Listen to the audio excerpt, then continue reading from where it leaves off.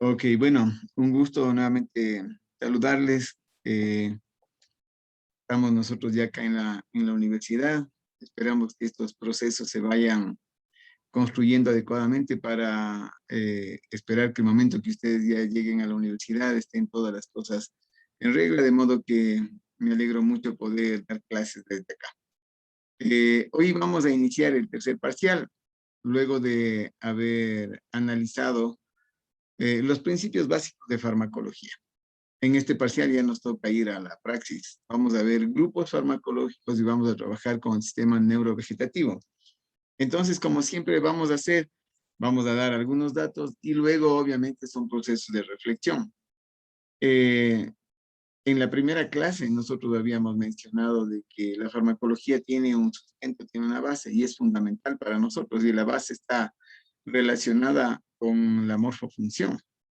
Es decir, vamos a revisar el sistema nervioso simpático, la farmacología del simpático, del parasimpático, y por lo tanto ustedes tienen que estar con todo el conocimiento de la morfofunción, de la fisiología, anatomía, bioquímica y todo el sistema del neurovegetativo, de modo que con esos principios vamos a iniciar, ¿de acuerdo?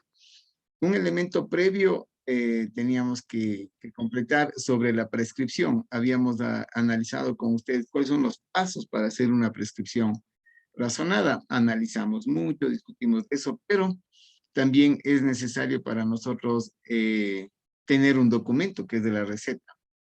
Entonces teníamos una tarea previa que era diseñar una receta personalizada para ustedes. Entonces, por favor, tome una captura de pantalla o una fotografía del diseño de su receta y mándeme al WhatsApp del celular, por favor. Haga una captura de pantalla o tome una fotografía y mándeme, por favor, al celular.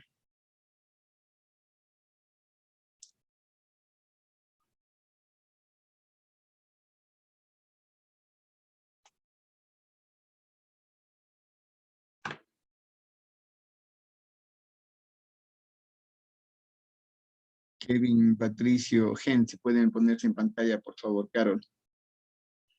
Ok, entonces, ¿qué es lo que vamos a hacer? Con ese diseño que ustedes han hecho y que ahora ya me han mandado al celular, ese diseño va a ser el elemento de análisis en relación a lo que nosotros teníamos, ¿sí? Vamos a comparar o vamos a analizar con la estructura técnica que debería ser una receta, ¿de acuerdo? Entonces, hay una construcción social al respecto de las recetas médicas.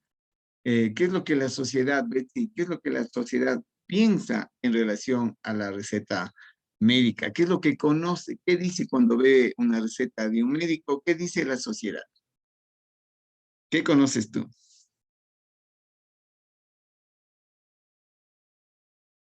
¿Qué dice Betsy? Mm, o sea, primero que son súper difíciles de entender, de leer y que solo el médico entiende lo que puso y cómo puso y ya. Y llegas a la farmacia la persona que te atiende también trata de descifrar y como que ya se conoce más o menos los medicamentos y como se medio escribe, adivinan entre los dos y se acuerda como, a ver, creo que me dijo esto y esto debe ser esta letra y así, como una Lo, adivinanza. como una adivinanza, imagínate lo que implica eso, es un proceso tremendamente grave. Porque en la primera clase nosotros habíamos, recuerda Melanie Ulrich, que nosotros en la primera clase habíamos dicho que en la farmacología hay un problema porque los fármacos son muy similares. Metamizol, metimazol, mebendazol, ¿no es cierto? O sea, es igualito. Donde no se escribe bien y donde dice Betsy, vamos a adivinar, ¿qué podría pasar, Melanie? O sea, tanto el paciente como, digamos así, la persona que está vendiéndole el fármaco, o le puede dar uno mal, o sea, como en el ejemplo que nos había dado, que era el mismo nombre, podía darle, en vez de paracetamol, le podía dar uno que sea medio similar, Ujú. entonces, eh, o completamente opuesto también, entonces es como que algo que ya no es para él específicamente, ya no le serviría, y Exacto, que entonces incluso le tenemos un podría problema. perjudicar. podría perjudicar. Hemos estudiado un montón los efectos secundarios y hemos visto los problemas que implican el dar una prescripción no adecuada, con los efectos secundarios, o cuando está contraindicado, etcétera, etcétera. Imagínate, ahora hacemos todo un análisis y al fin del día termina en un problema porque escribe mal o escribe una cosa así de esta naturaleza. Entonces, ¿quién entiende esto? Y ese es un problema grave, es decir, haces tanto análisis para después de escribir unos 4 jeroglíficos ahí que nadie entiende y que el farmacéutico obviamente puede interpretar en su formato. Y el paciente va a tomar cualquier cosa al fin del día. Entonces, esto debe quedar en la historia. Realmente debe quedar en la historia, en la construcción histórica, pero los médicos debemos cambiar este proceso. Hoy en los hospitales públicos, sobre todo, o en las grandes instituciones, la historia clínica y la receta es digital. Y eso ha ayudado muchísimo a evitar este problema. Ya no puedes poner esos churros ya en la computadora, ¿no es cierto? Pero cuando estés en tu consultorio, en tu consulta privada, en donde no tengas la historia y la receta digital, puede ser un problema. Entonces tienes dos alternativas. O le haces digitalizado o escribes bien. Porque ese es el punto importante. Ustedes ya han analizado cuál es el problema cuando esto no se da. Entonces, el objetivo de nuestra reunión ahorita es definir cuáles son los parámetros técnicos de una receta. Comparar lo que vamos a ver ahora con el diseño que hicieron, de modo que tengamos elementos para mejorar, para darnos cuenta, para conocer cómo técnicamente se tiene que hacer una receta, ¿no es cierto? Nos parece que es cuestión solo de escribir, pero realmente no es así. Peor si es que la escritura es así. ¿Qué dice Gen? Mira lo que nos dicen de los doctores de nuestro alfabeto médico. ¿Qué dices, Gen? Yo siempre he tenido ese problema con las recetas y ahora que estoy estudiando medicina, me viene mi mamá con la receta del médico y me dice, deme leyendo, mijita, y yo así, no entiendo, mami. Claro, Es muy difícil. es muy difícil y puede transformarse en un problema. Y como ves, ya la sociedad nosotros nos conocen y hacen los memes para nosotros, o nos ponen así en bromas de estas, dice, el alfabeto médico, o sea, cada letra es el mismo estudio. El doctor se entenderá, pero aquí como no solamente debe ser entendido por el doctor, hoy la receta, al igual que la historia clínica, recuerden que es un documento jurídico. Al ser un documento jurídico, ¿qué va a implicar, Karen, en Robalino? ¿Qué implica si es que te digo que la historia y la receta es un documento jurídico? Que deben también ser poder entendidos por otras personas en caso de que necesitemos de estos como respaldo. Exactamente. Entonces, donde necesitas un respaldo y tú has escrito un poco de jeroglíficos ahí, el juez, el auditor, el que sea, va a leer lo que dice aquí. Entonces, si tú escribes una receta en donde no se entiende nada, ese va a ser un elemento, un antecedente negativo. Porque si vea, doctor, eso usted dijo. De ahí no dice nada. Ahí no se entiende nada. Y ahí no están todos los datos que usted se supone que tenía que entregarle al paciente. Entonces, eso implica que tenemos que respirar 3 veces y saber construir adecuadamente la receta para evitar esto. Es decir, los ejemplos que estoy poniendo son los ejemplos de lo que no se tiene que hacer. Así no puede ser una receta. Eso no puede, es un documento legal, jurídico, y aparte es un documento que identifica. Es decir, como has hecho la receta, así es como la sociedad te ve. ¿No es cierto? Entonces no tenemos que mandar a la gente a que haga un estudio de paleontografía para que te entienda. Tú tienes que hacerte entender. Y eso implica el esfuerzo de escribir conforme a norma, conforme a técnica. ¿De acuerdo? Entonces, la tarea nuestra ahorita es revisar cómo se hace técnicamente una receta. ¿De acuerdo?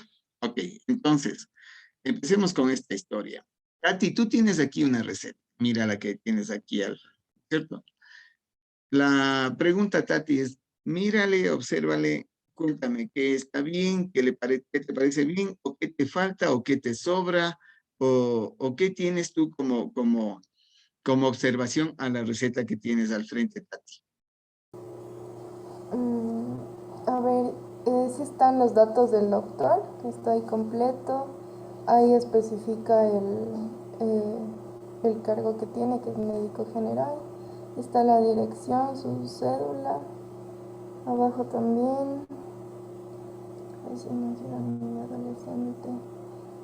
Bueno, eso no le entiendo muy bien. Eso dice recién nacido, niño adolescente, vacunas. De las recetas médicas que he visto, creo que no llevan así eso. Si no estoy Ajá. mal. Ok, la Tati nos da una observación que es muy interesante. Y la Tati dice, ok, ahí están los datos de filiación del doctor. Veo una cosa medio extraña para la receta. Veo que dice ahí recién nacidos, niños, adolescentes o vacunas. Esta información no es una información muy profesional de la receta médica, en donde te diga se sacan uñeros, se atienden partes, o sea, cosas de esa naturaleza suenan así como demasiado no profesionales, ¿ya? Para utilizar ese término. Entonces, en una receta debe estar los datos de filiación del médico, quiere decir el nombre, los apellidos, en donde le encuentras, la dirección en donde está el consultorio, a qué institución perteneces, si tú quieres, en dónde te especializaste o ya, hasta ahí. Pero poner cosas así, atiendo niños, partos, o sea, un contexto de tipo publicitario en la receta no tiene que ir. Debe ser muy limpia y profesional. Tú puedes utilizar otros medios, otros documentos en donde puedes promocionarte, llamemos así. Entonces, la Tati nos da una observación interesante, nos dice, de pronto eso me percibo como extraño. Y realmente la receta no es para promocionar, es para dar la información adecuada y recuerden que el jurídico es un documento importante a considerar. Ok, desde el punto de vista de Tati, entonces Tati dice, ok, encuentro lo que se necesita, esto le llamó la atención. Carlita Andrade, ¿qué más podrías decir de la receta que tú tienes al frente? Que falta la división del medio y por ende ponerle como que los datos de filiación tanto a la izquierda como a la derecha. Una observación muy importante de la Carlita. ¿Por qué? Porque si nosotros tenemos una división en este tipo de diseño, lo que pasaría, como dice la Carlita, lo que pasaría sería que en la mitad quede el nombre, en la otra mitad el apellido. En el un lado la mitad del teléfono, en el otro lado la otra mitad. O al un lado el teléfono y al otro lado la dirección. ¿Sí me explico? Entonces aquí, mira, aquí el policlínico y acá la dirección, lo cual es un problema grave. ¿Qué es lo que nos dice la Carlita? Debe estar dividida y los dos segmentos deben tener la misma información. Entonces, Gaby, ¿por qué crees que los dos deben tener la misma información? ¿Por qué no solo uno? ¿Y por qué deben tener los dos lo que propone la Carlita? Sería como que en un lado creo que van los medicamentos y en el otro las indicaciones de estos mismos. Entonces, siempre sería bueno como que tener en ambos lados la información por si se pierde. No sé, a veces son como que tienen unas cositas en la mitad también, como para Ok, división. ok, ¿qué dices, Alfredo? Y luego Gen. Doctor, no, yo le quería decir mi computadora no sirve y tengo la receta, por eso me conecto por el teléfono. Ahorita le Ok, estoy intentando que se me cargue. ya, ok, no hay problema. ¿Qué dice Gen? Yo creo que debería ser dividido así porque, si no me equivoco, la mitad de la receta donde vienen los medicamentos prescritos se quedan en la farmacia. Y la otra mitad, que son las indicaciones, se le entrega al paciente para que pueda saber lo que tiene que hacer en su casa.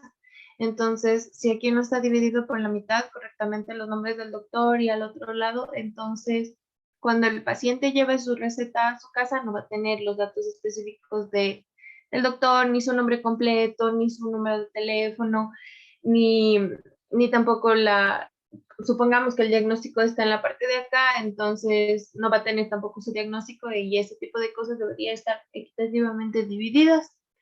Por ese motivo, sí, no sé si estoy bien, pero a mí cada que voy a la farmacia me quitan la mitad de la receta. Ok, ese es un dato muy importante que debemos tomar en consideración, ¿no es cierto? Entonces, analicemos estos datos que nos dice Gen. primero está súper claro y súper fácil de razonamiento en sentido de que podemos o debemos tener los dos, pero hay razones para eso. ¿Qué nos dice la razón? Ella cada vez que va a la farmacia le quitan la receta. ¿Por qué le quitan la receta? ¿Es normal que le quiten la receta o es una arbitrariedad de la gente de la farmacia? ¿Qué dices, Matías? Ya, Doc, o sea, yo también tenía como que una pregunta, pero como que respondiendo a la suya, me imagino que es para que no no pidan una doble dosis con la misma receta. Y la pregunta que yo tenía es, ¿no hay una forma como que de dividirle, digamos, porque sí, o sea, yo entiendo que pueden estar las dos, todo en ambas partes de la receta, pero ¿y si está lo que le conviene a cada? Por ejemplo, a la farmacia le conviene saber que el doctor es el que mandó la receta, o sea, la firma, pero eso como que a mí no me conviene en la otra parte y como que ocupa espacio, entonces como que yo solo necesito saber las indicaciones bien, entonces Ok, no me habría como parece dividir. una argumentación de Matías muy importante en el sentido de que, o sea, encontrémosle una razón lógica y no un tema impositivo. Ahora, ¿por qué se quedan en la farmacia gente? Hay dos razones. Una, porque la industria farmacéutica compra las recetas para ver quién es el médico que prescribe y con eso tener sus sistemas estadísticos de investigación comercial que le sirve para saber quién le prescribe y quién no. Uno. Dos, cuando tú tienes prescripciones de neurolépticos y de sustancias psicotrópicas, entonces esas recetas tienen que ser controladas por el Ministerio de Gobierno y el Ministerio de Salud. Por lo tanto, esa receta debe quedarse en la farmacia porque el ministerio hace una auditoría. Es decir, tú tienes 10 tabletas de haloperidol o 10 cajas de haloperidol y en el mes has vendido 3, por lo tanto debes tener las 3 recetas que justifique la salida de esos fármacos. O si no, tú no puedes vender sin receta. Entonces, esas son razones por las que uno puede tener que en la receta se queda en la farmacia. Entonces, si es que en el formato, Matías, si es que en el formato no tienes dividido, ya dijo gente, en el un lado va el apellido, en el otro el teléfono, en el un lado va un fármaco, en el otro lado va el otro, y no hay sincronía, entonces necesitas tener los dos. Ese es uno de los temas. Y mencionó también me parece que la Gaby mencionó, o Carlita, que en la receta también debe ir o debe estar o le sirve para ver el diagnóstico. Entonces, ahí sí vamos a hacer una pregunta.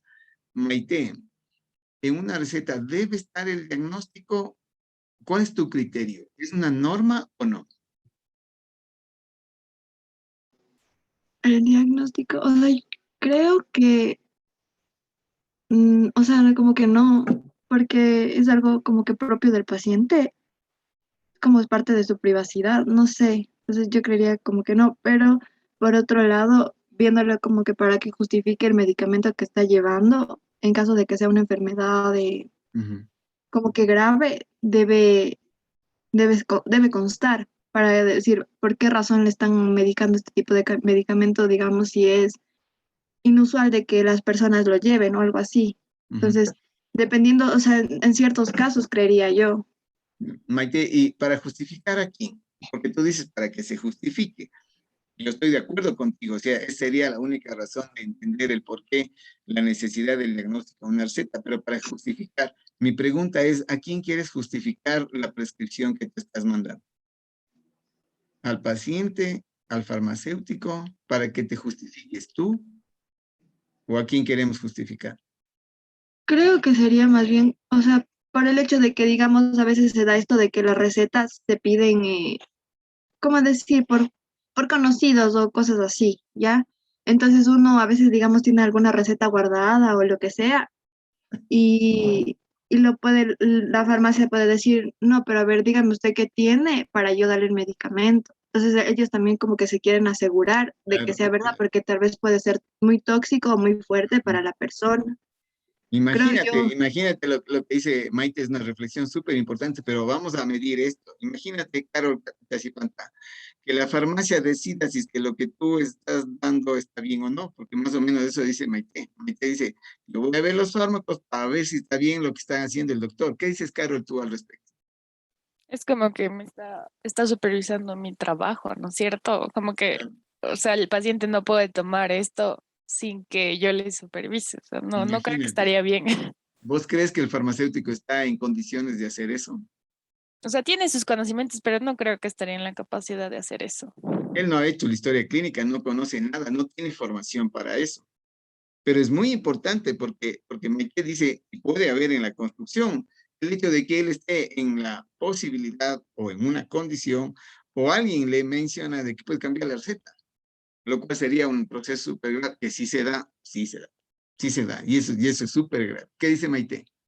O sea, yo lo que voy es que no es que supervise, sino más bien como que, digamos, para ellos trabajar en farmacéutica deben tener algún conocimiento previo. Sin embargo, me imagino que deben decirle tales medicamentos, tú debes tener tal registro o algo así. No sé, como que llevar un control de, como usted dijo, qué medicamentos salen y digamos a quién persona vendió en tal caso de que pida factura o algo así.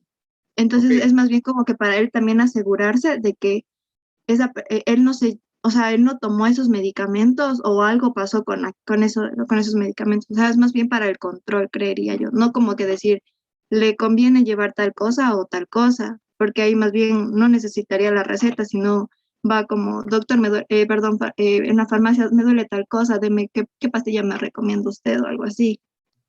ok, Es más o bien sea, como que para tener es una un argumentación en checklist. el campo de la contabilidad, de la administración, pero para eso no necesito el diagnóstico.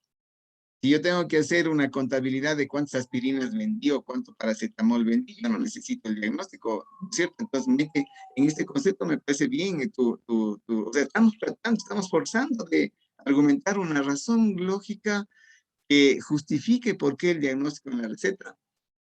Entonces, la primera que se presenta, así como que yo tendría que, o el farmacéutico tiene que ver el diagnóstico para ver si es coherente con lo que está recibiendo, es muy forzado porque esa no es función, ni el farmacéutico está preparado para eso y no justifica que el farmacéutico o le niegue lo que yo le estoy mandando o le cambie. Sería un problema súper grave. Pero hay otra circunstancia por la que sí pasa y ustedes tienen histórico de por qué le hacen poner en la receta el, el diagnóstico. Y es más, ya dijo, ya se habló sobre el tema de, Maite nos dijo, y la factura. Hasta en la factura nos piden que pongamos el diagnóstico. ¿Por qué? ¿Y quién nos pide? ¿Qué dices, Kevin Villa? ¿Por qué te piden o quién te pide o has sabido algo de quién puede pedir esto para que el diagnóstico esté en la receta y en la factura con el CIE-10? ¿Qué dice Kevin? Tal vez para una seguridad más que todo, no, para un respaldo que se pueda tener como un documento de ¿Pero quién quiere un respaldar? hecho legal. ¿Quién eh, quiere respaldar? al paciente quiero respaldar para que él pueda ir a comprar a la farmacia ese tipo de medicamentos. Mm, Yo Pues, no, o sea, el respaldo quiere decir lo que yo tengo en mi historia clínica es mi respaldo. ¿Qué dice gente? Tal vez como una protección a nosotros mismos por médicos y todos los problemas que hay. Entonces, usted nos lleva mencionando que la receta no, la historia clínica es como un documento que es oficial y que se puede utilizar en varios lugares. Ujú, Entonces yo tengo que tener esa seguridad de que yo le dije, que le escribía a mi paciente lo que tiene, que le dije lo que ujú, tiene, que por eso le estoy mandando los medicamentos y tal vez por eso necesito poner en las dos partes lo que tiene y también en la factura que el paciente esté consciente ujú. de su enfermedad. Ok, Pero no sé. voy a poner un ejemplo, ¿ya? Voy a poner, el paciente tiene impotencia, ¿ya? Tiene impotencia, va a la farmacia, se entera el contador, el administrativo, el auditor, y alguien mencionó históricamente, o sea, hasta la familia dice para ver cómo eran las recetas o qué tenía de respaldo a la receta. ¿Qué opinas de ese entorno de posibilidad de información? ¿Qué dices, David Jimmy King? ¿Estarías así como muy contento de que esté el diagnóstico en la receta y en la factura? En este caso, no, enterando todos. En la familia si ven en algún caso la receta. sea, la Como familia, el que, contador, el auditor, todo el mundo enterado de las intimidades del paciente. O sea, imagínate. Eso vulneraría un principio fundamental de respeto, de consideración, de conocimiento, de intimidad. El médico con el paciente tienen un convenio de información y eso es súper importante tomar en cuenta. ¿Qué dice Carlita? Ah, sí, que creo que sería necesario ponerle en la factura esa parte del diagnóstico del CIE-10. No sé si estaría bien, pero para la parte del seguro, o sea, para el seguro médico privado, cuando se toca ver si es que cubre tal enfermedad y el monto y esas cosas. Exactamente. Ese es el problema central de toda esta discusión. Es una imposición de los seguros.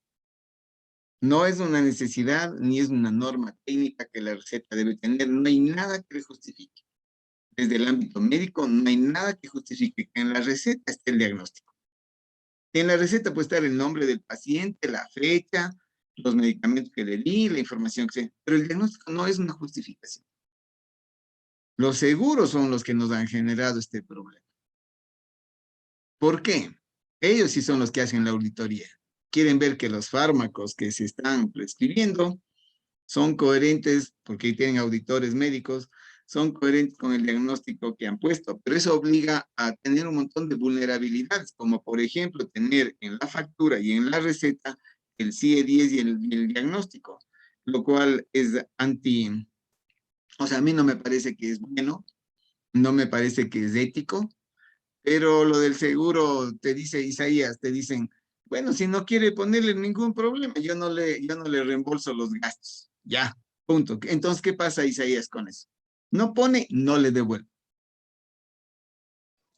Bueno, y en este caso ya sería cosa del paciente y le explicaría que eso no es así, pero en todo caso o sea, le advierto a mi paciente que puede que este diagnóstico podrían ver otras personas y si es que quiere que le pide o sea, si es que quiere que le ponga eso porque le pide el seguro, bueno, pues, o sea, le pongo, pero como que bajo responsabilidad del paciente. O sea, ya te toca. Es un proceso Ajá. impositivo que no está en norma médica. Está de acuerdo a las necesidades individuales y al sistema administrativo, como el seguro quiere imponer las cosas. Insisto, para mi modo de ver personal, es una imposición. Y es una imposición a la que el médico y el paciente tienen que estar ajustados porque si no cumple simplemente no te dan el reembolso. Y punto. Así de fácil. O sea, ellos tienen la sartén por el mango y ellos entre comillas imponen, pero eso algún día tendrá que cambiar. Tendrá que verse de alguna forma porque eso no está bien. No es, para el paciente y la vulnerabilidad del diagnóstico no está bien. Y ese es un problema. El seguro puede justificar el sí, pero yo le estoy pagando por eso. Sí, claro, pero entra en un documento en donde se hace público un diagnóstico que es individual. Pero entonces, esa es la razón, Carlita, por la que tenemos que poner el diagnóstico, el CIE-10 y todos los tereques en la receta y en la factura, aunque no sea una norma técnica de prescripción. ¿De acuerdo? Entonces, por eso es importante hacer este análisis. ¿Qué debe estar, qué no debe estar? ¿O qué está de una manera impuesta? ¿De acuerdo? Ok, entonces, si nosotros hacemos un resumen, ¿no es cierto?, de lo que nosotros hemos estado viendo, ¿qué decimos? Decimos que la receta debe estar dividida en dos partes, debe estar con el encabezado y el pie exactamente en los dos lugares, ¿no es cierto?, en donde voy a prescribir y en las indicaciones para no perder ninguna de esas informaciones, ¿no es cierto? Y es importante no poner sistemas publicitarios, busque otra forma, otro medio de publicidad, haga que su receta sea profesional, que sea limpia, que sea clara, que tenga lo que debe tener. ¿De acuerdo? Hemos mencionado que el diagnóstico no es una necesidad de una norma médica, es una imposición vinculada a los seguros. ¿Ya? Y eso es súper importante tomar en consideración. Ellos van a argumentar, decir, pero yo como sé, usted tendrá que buscar otras formas, pero no es técnica. Técnica médica no es. ¿Ok? Perfecto. Entonces ya hemos dividido aquí en dónde poner la prescripción y las indicaciones. Aquí asoma una imagen, un símbolo, que es el ERP. Entonces, ¿qué es eso? ¿Qué significa el ERP, Anaí? ¿Para qué sirve? ¿Es un símbolo de la receta? ¿Te dice algo? ¿Qué has sabido tú, Anaí Llanes, de ese ERP? ¿Qué significa? O sea, lo que yo sabía y consulté porque en algunas recetas decía como ERP, era como lo que se debía tomar el paciente, o sea, como que ahí ponían como que lo que, o sea, como en la farmacia para saber, o sea, que eso es lo que está pidiendo. Le entendí Ujú. algo más o menos así, o sea, como que eso es lo que está pidiendo y necesita tomarse el paciente, o sea, esa parte. Ok, ¿qué dices, Kevin? ¿Qué significa el ERP? ¿Qué has investigado de lo que significa el ERP? Anaí tiene su orientación, la información que tiene. ¿Qué tienes tú de esa información? ¿De qué significa el ERP? ¿O podemos o no podemos poner? Porque esto también estamos de nuevo, capaz que nos están imponiendo, igual que los seguros, poner, el diagnóstico nos impone poner un símbolo de ERP, pero no sé, ¿será que es necesario o no? ¿Qué es Kevin Pupiales? O sea, yo igual encontré que se trataba más que nada de detallar lo que se le está dando al paciente. Así, o sea, se detallaba creo que era la sustancia activa, la marca comercial y la presentación, algo así. Ya, entonces, Encontré en una tu receta que decía criterio, eso. ¿podemos o no podemos? O sea, pueden haber recetas que tengan el ERP o pueden haber recetas que no tengan, no pasa nada. Yo creo que sí deberían tener, ¿Por qué? porque, porque, por ejemplo, se detalla no sé si las dosis, pero las cantidades que tienen los Ujú. medicamentos. Pero yo puedo Entonces, poner sí. ahí ácido acetilsalicílico 500 miligramos, tabletas número 2 y no necesariamente poner el ERP. O sea, si yo tengo que detallar, el argumento que tú tienes me dices, ahí se debe detallar los medicamentos. Claro, yo escribo y pongo. Mi pregunta es que necesito o no el ERP. ¿Qué dice Melanie y luego Gen? Lo que había investigado era más que el ERP era bueno, era como que una indicación para el farmacéutico, para el señor que no estaba dando la medicación. Como que le decía que por favor le brinde esa medicación a la persona. Como que sería más el respeto al farmacéutico. Y por eso Mm. siempre debe estar ahí. Es una cosa, es una construcción totalmente, o sea, es una construcción diferente. Y eso es muy importante. Capaz que nosotros no entendemos muy bien ese tema y es por eso la necesidad de analizar si es que debe o no debe. Entonces, imagínate, Matías, que tú recibes un papel, un documento, en donde te escriben literalmente, Matías, y te dice, dame la farmacología, así, en esos términos, así como yo te doy, como yo te indico, dame la farmacología. ¿Cómo te sentirías, Matías, si vos recibes un papel que dice, dame la farmacología? O sea, como que es un poco agresivo. Eco, es agresivo, sin cultura, sin respeto, sin saber de quién se está tratando. Entonces, esa historia que nos comenta Melanie es una historia muy importante. Es decir, ¿qué significa el ERP? El ERP significa que tú en la receta le escribes al dependiente o al farmacéutico y le dices, señor, buenos días. Tenga la gentileza de despachar los siguientes medicamentos al señor Carlos Andrade, portador de esta receta. Entonces, es todo un diálogo que tú estás poniendo a través del ERP. Entonces, si yo resumo eso, Valentina, ¿qué significa el ERP? ¿Cuál es el sentido que tiene el ERP?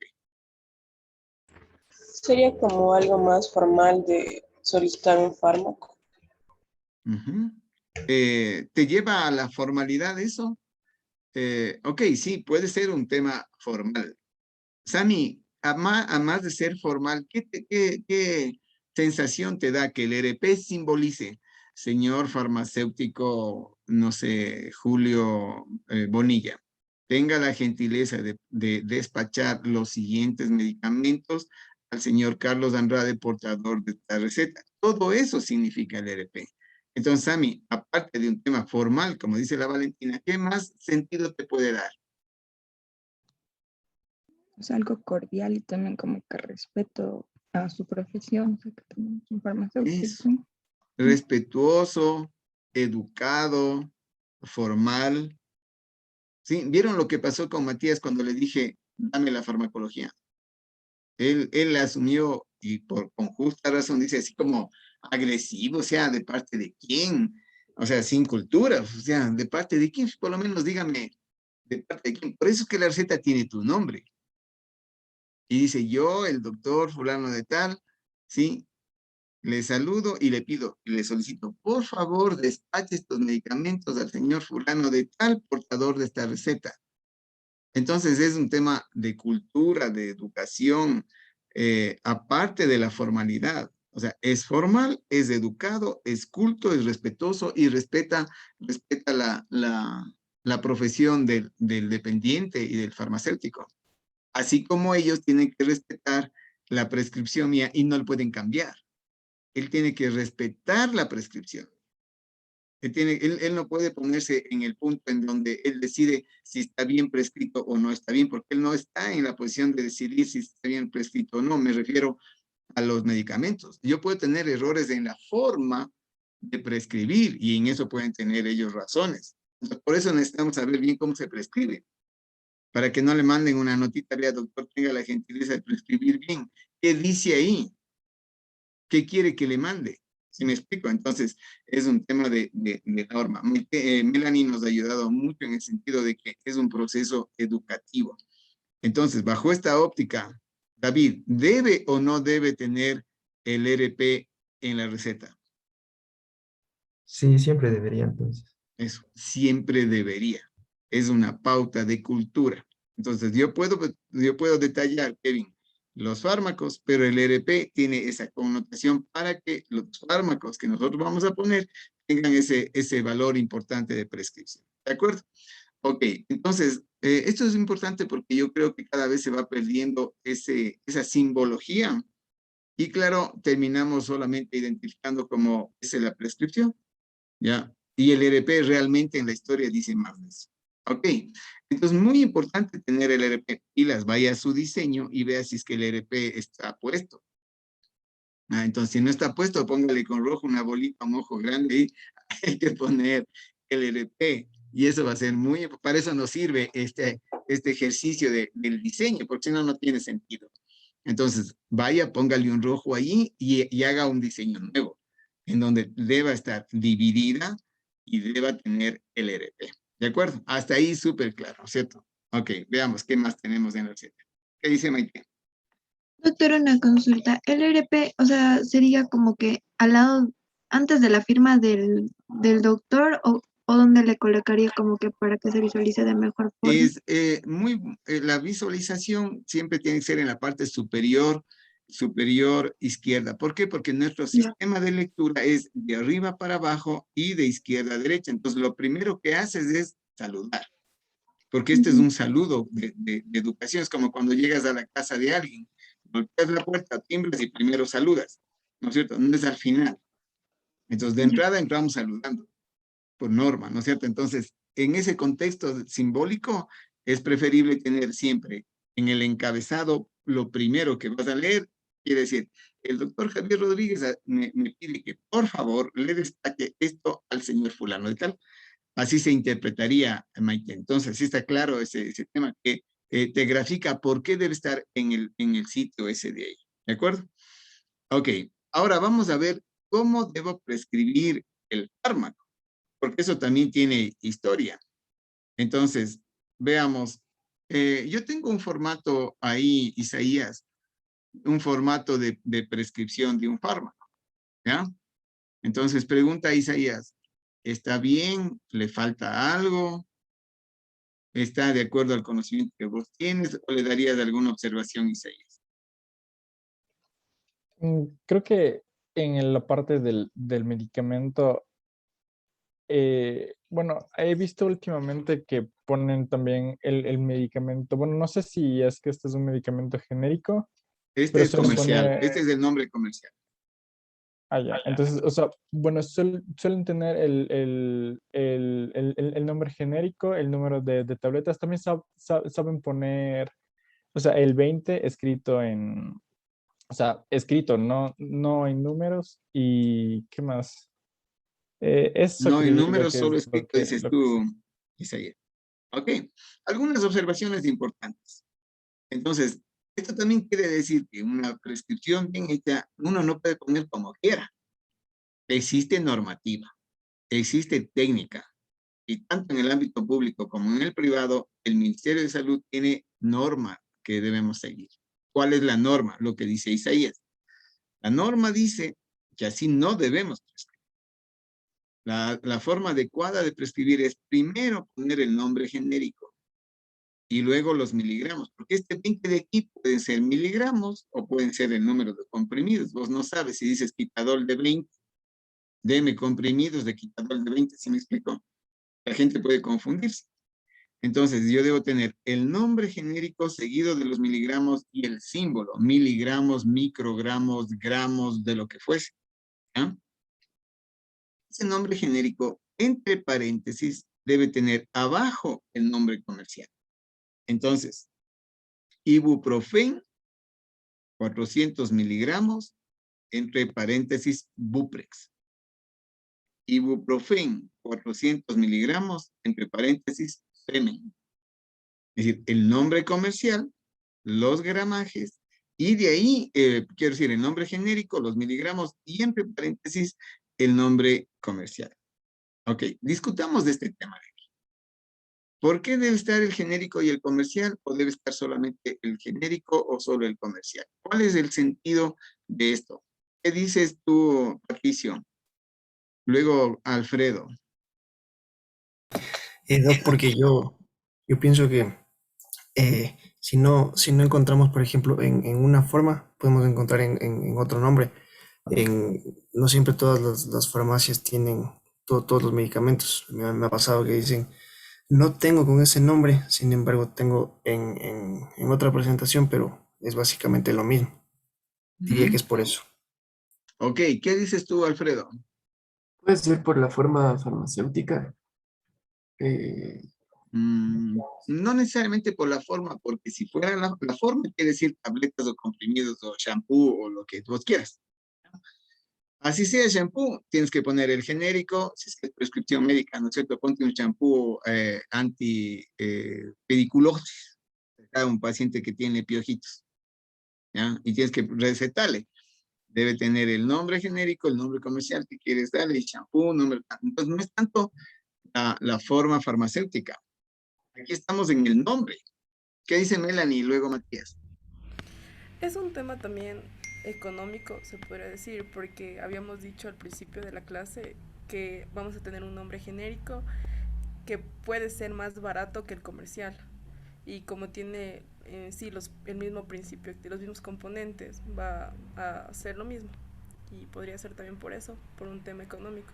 Ok, ese tema que tú dices de económico es un elemento de justicia, porque vos tienes el derecho de escoger si es que quieres utilizar un genérico o uno de marca. Es decir, el médico no puede imponerte utilizar un fármaco de marca y con la marca que él, como él te puede mandar y dice, verá, de todos estos yo preferiría que usted tome este, yo prefiero que tome este, pero por norma debe poner el genérico y entre paréntesis lo que prefieres que compre.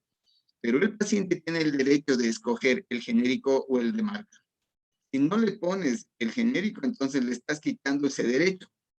¿Sí me explico? Y ese derecho está vinculado a la justicia. ¿Y vinculado a qué, Melanie? Sí, a la economía. Pero hay gente que puede comprar y hay gente que no puede comprar. Y le quitas el derecho de elección. Derecho de elección. Él no puede elegir qué fármaco tomarse. El médico es el que define. Pero entre el genérico de marca, ahí sí tiene un derecho. Que eso puede tener implicaciones, ok, puede tener implicaciones, todo lo que vos quieras. Pero el derecho no le puedes quitar. ¿Sí me explico? Entonces, eso es muy importante, la razón por la que, con lo que ustedes han mencionado, la razón por la que yo debo prescribir el genérico, los miligramos y entre paréntesis el nombre comercial.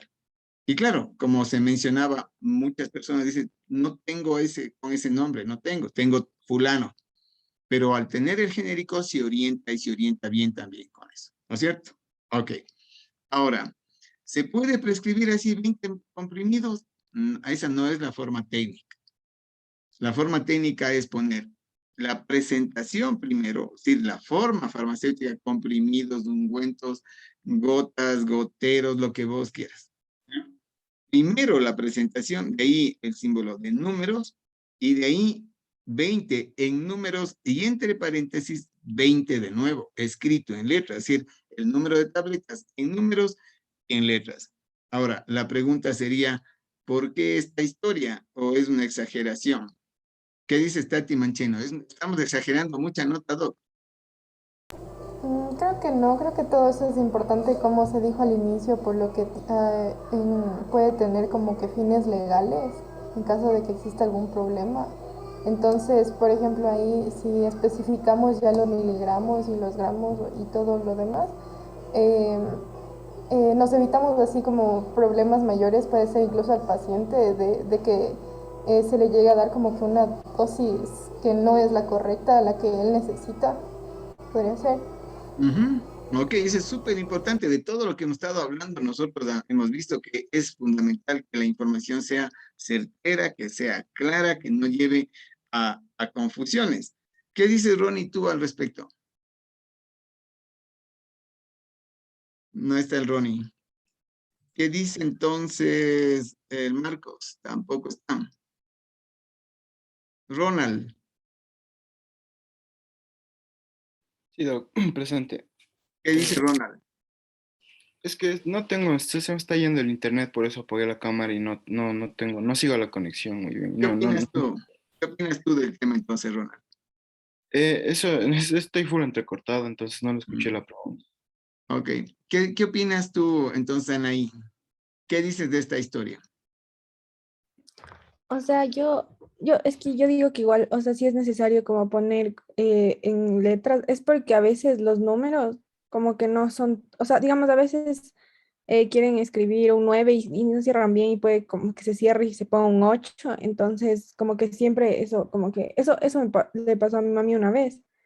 Entonces, entonces por eso creo que es necesario que escriban como el número para por si acaso no sean legibles. El problema que podemos tener es la confusión, como dices, Anaí. Entonces debemos escribir bien el nombre, bien los miligramos y en el número, ¿ya? Es nuestra responsabilidad mandar, como es un documento jurídico, es un documento legal, mandar la dosis que corresponde, que necesita, ¿no es cierto? Entonces le mando 20 comprimidos de un antibiótico, ¿ya? Si el paciente compra 2 o 3, ese es otro problema. Algún rato conversaremos sobre eso, pero ese es otro problema porque implica que el paciente no cumplió la dosis que el médico envió. En el caso de los antibióticos, por ejemplo, se transforma en un problema porque se generan resistencias bacterianas, no funciona el tratamiento. Tienes un montón de implicaciones ahí, pero ya no es decisión del doctor, pues. Esa es ya decisión del paciente. En algunos países el paciente no puede decidir eso. Si le mandan 20, le tienen que dar 20 o tiene que comprar 20. O sea, no puede comprar 2. En otros países no cogen el blister y cortan con la tijera, así como vos vas a la farmacia y deme uno. Deme una amoxicilina para la gripe y te venden. ¿Ya? Eso en otros países no se da. Aquí sí se da.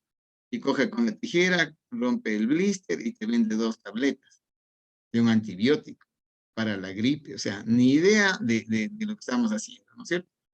Entonces, por eso es súper importante tomar en consideración eso. Entonces, nosotros creo que hemos encontrado algunos elementos de cambio, de modificación de diseño, de ajuste al diseño original que teníamos, lo cual para mí eso es lo bueno del aprendizaje de hoy. La necesidad de diseñar adecuadamente la receta y saber cómo debemos nosotros técnicamente prescribir. ¿De acuerdo? Ok. Vamos a analizar un poco lo de las indicaciones. ¿Qué te parece cómo están las indicaciones, Melanie Ulrich? ¿Qué te parece cómo están aquí las indicaciones? ¿Parece bien? ¿No? ¿Tienes alguna observación? ¿Qué dirías tú?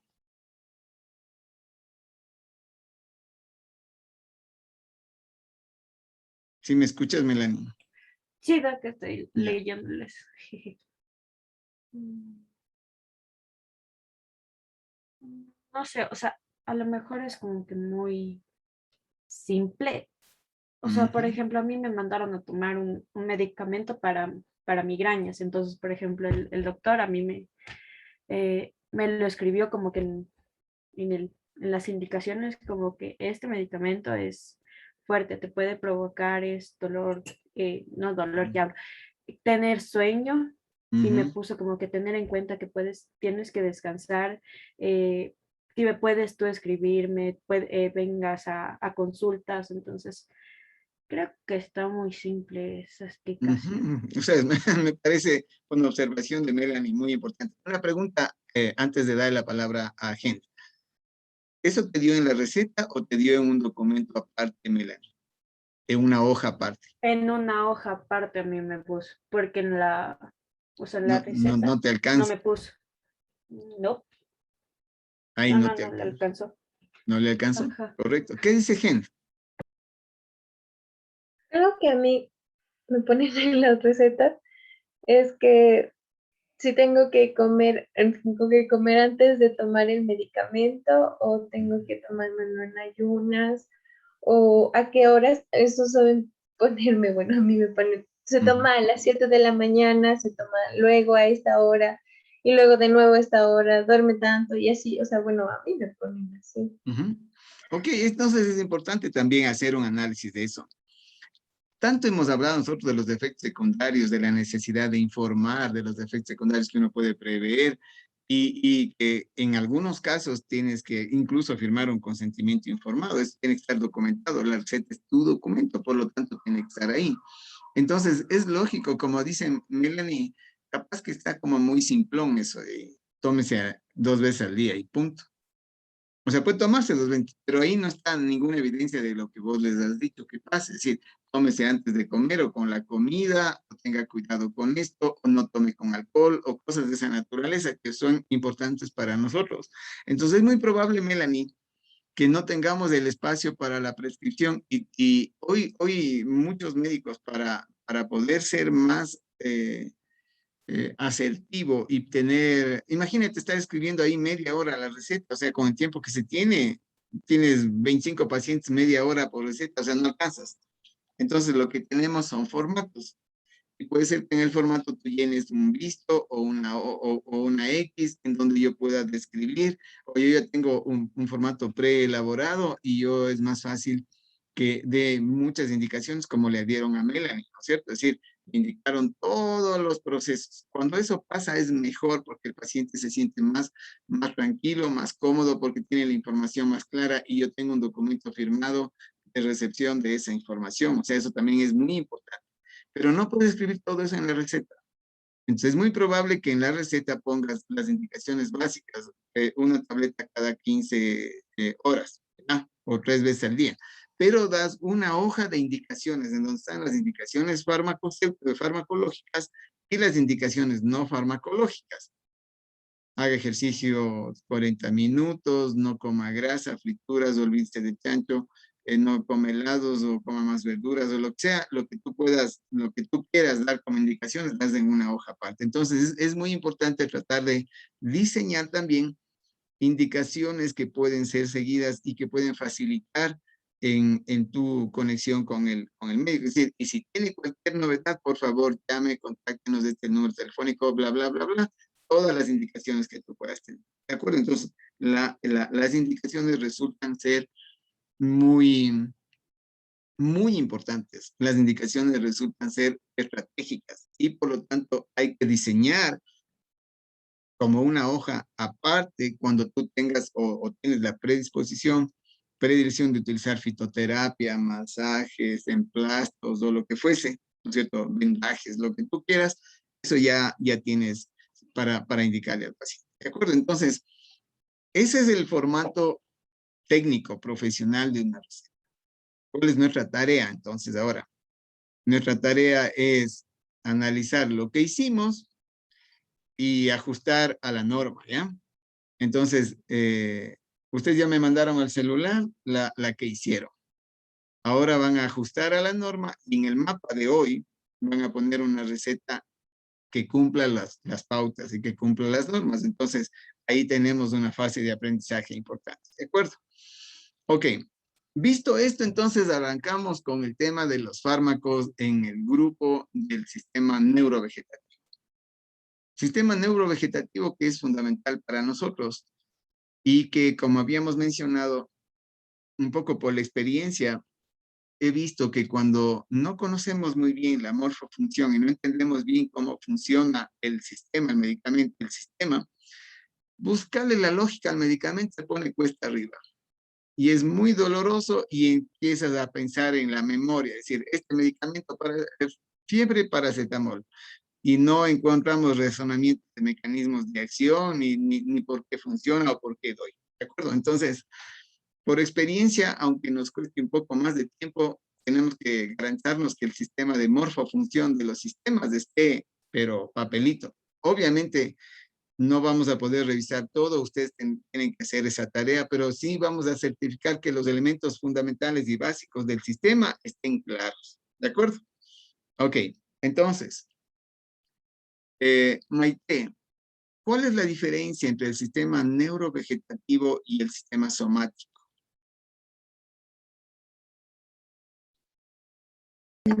A ver, el sistema neurovegetativo es el que, o sea, controla las funciones involuntarias de los órganos. Controla funciones involuntarias. ¿Tú me podrías ayudar con 3 funciones involuntarias para poner como ejemplo, para tener claro el panorama? A ver, o sea, puede ser el hecho de que, o sea, los latidos del corazón, yo no digo voy ahorita como que el corazón va a latir en este momento. Eso se hace solito. Ese es uno, ¿ya? ¿Nos puedes ayudar, David, con otros 2 o 3, o 3 funciones neurovegetativas autonómicas?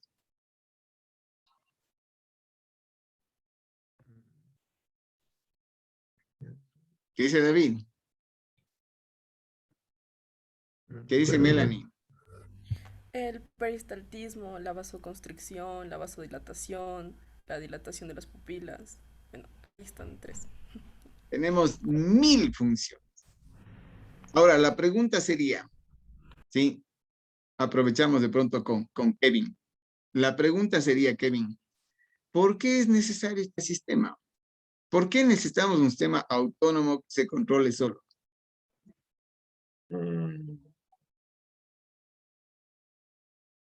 Porque gran parte de las funciones del cuerpo son involuntarias.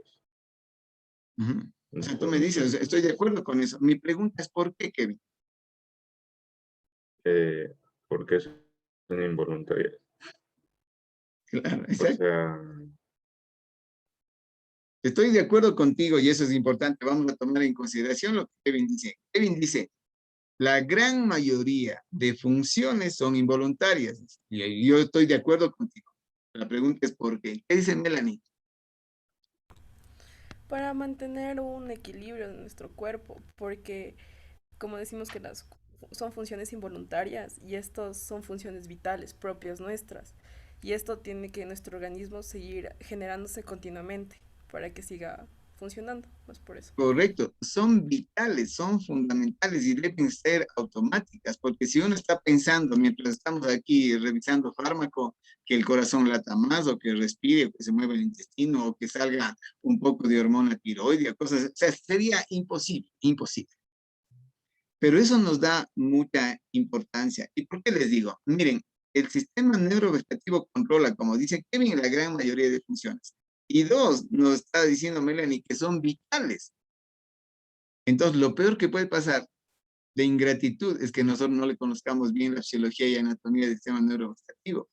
Y eso pasa.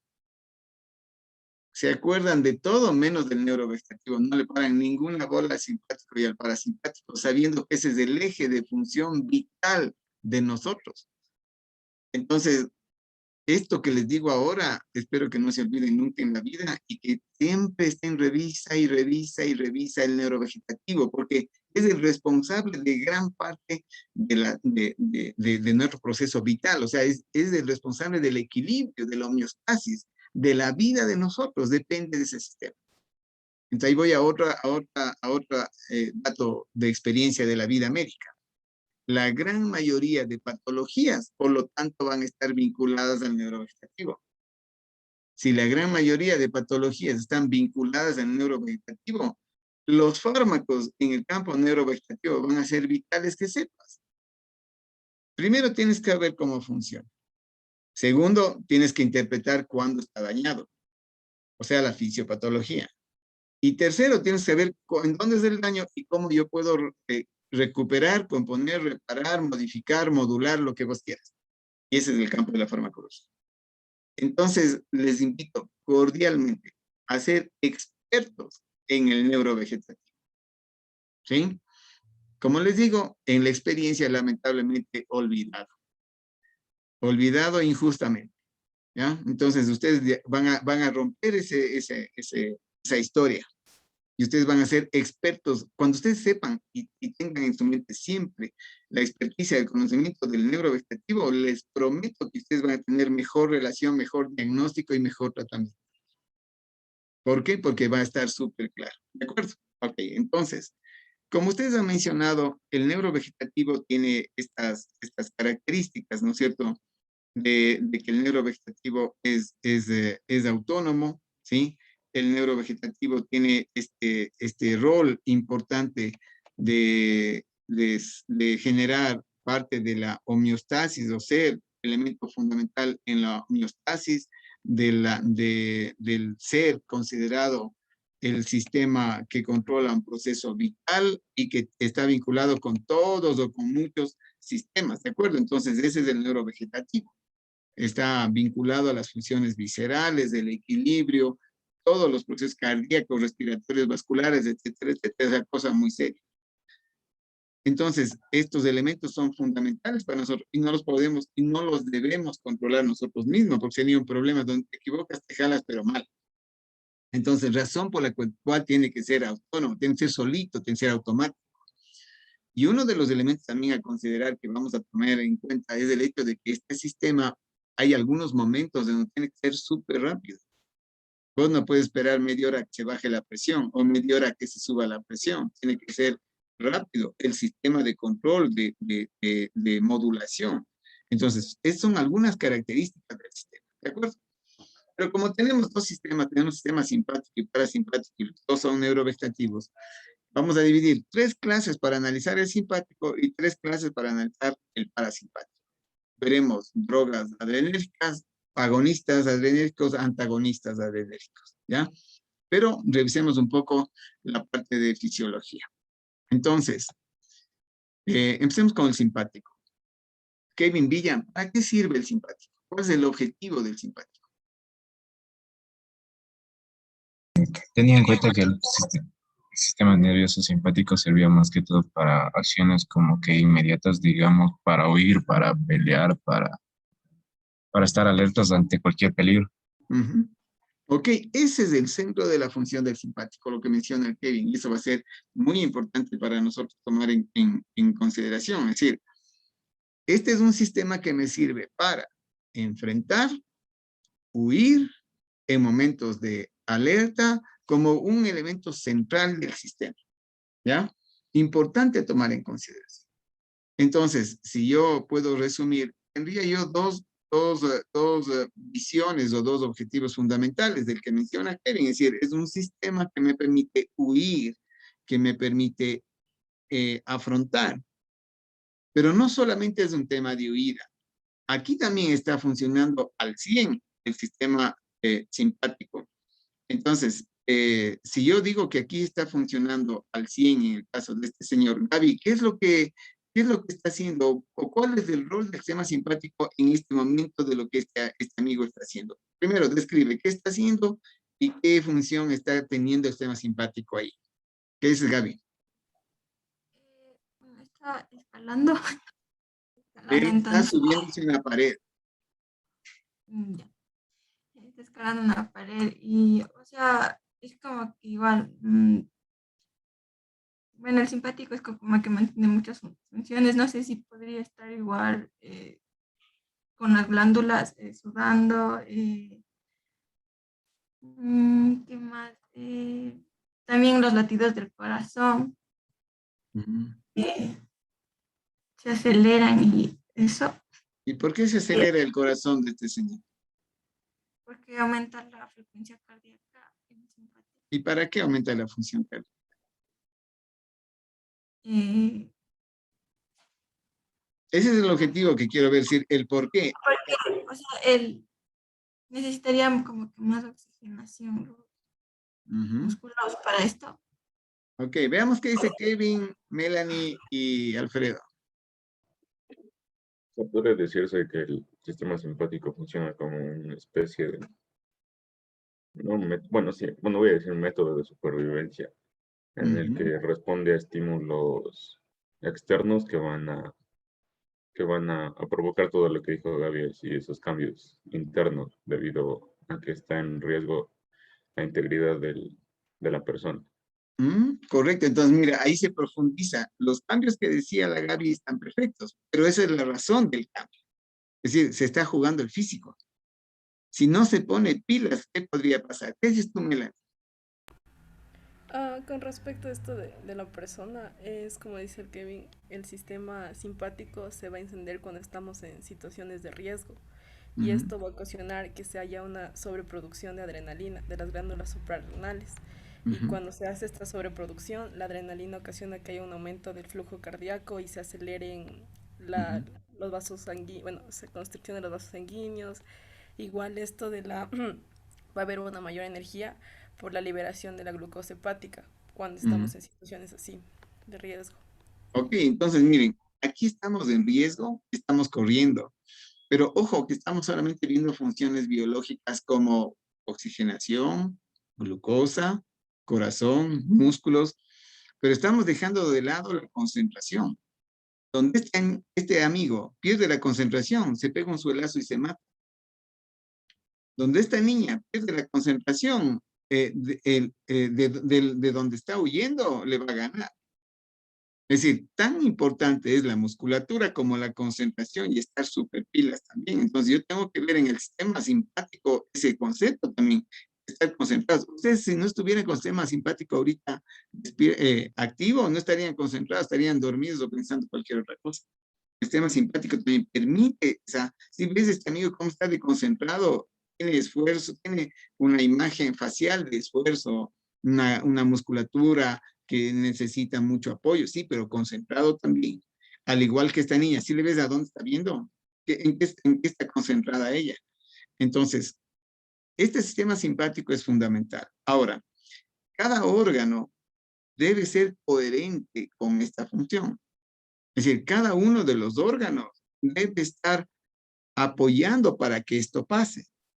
Entonces, ¿qué es lo que queremos? Que ustedes no se sepan las funciones de memoria.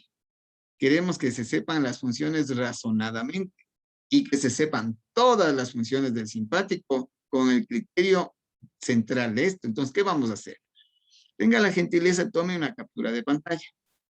Vamos a dividir nosotros en 10 grupos, ¿ya? Ustedes van a estar en cada una de las salas, del 1 al 10, ¿ya? Luego definiremos estos dos.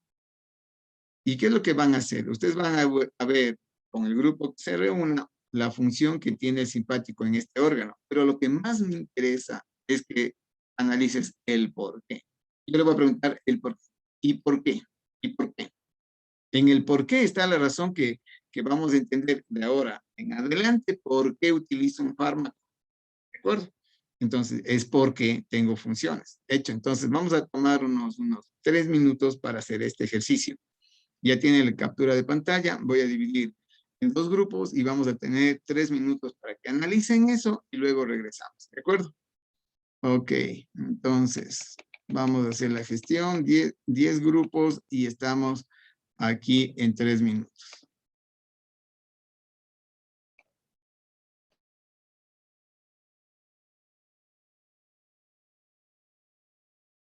Ok, chicos, bueno, ya estamos de regreso.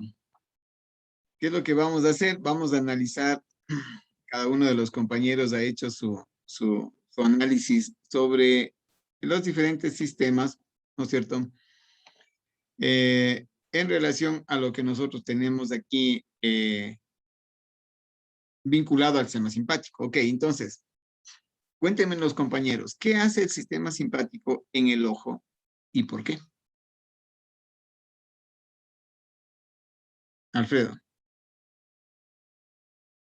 En el ojo se dilata la pupila, actúa principalmente en el músculo ciliar del ojo y es para tener un campo de visión, que la luz, o sea, un campo de visión más amplio porque es en caso de emergencia.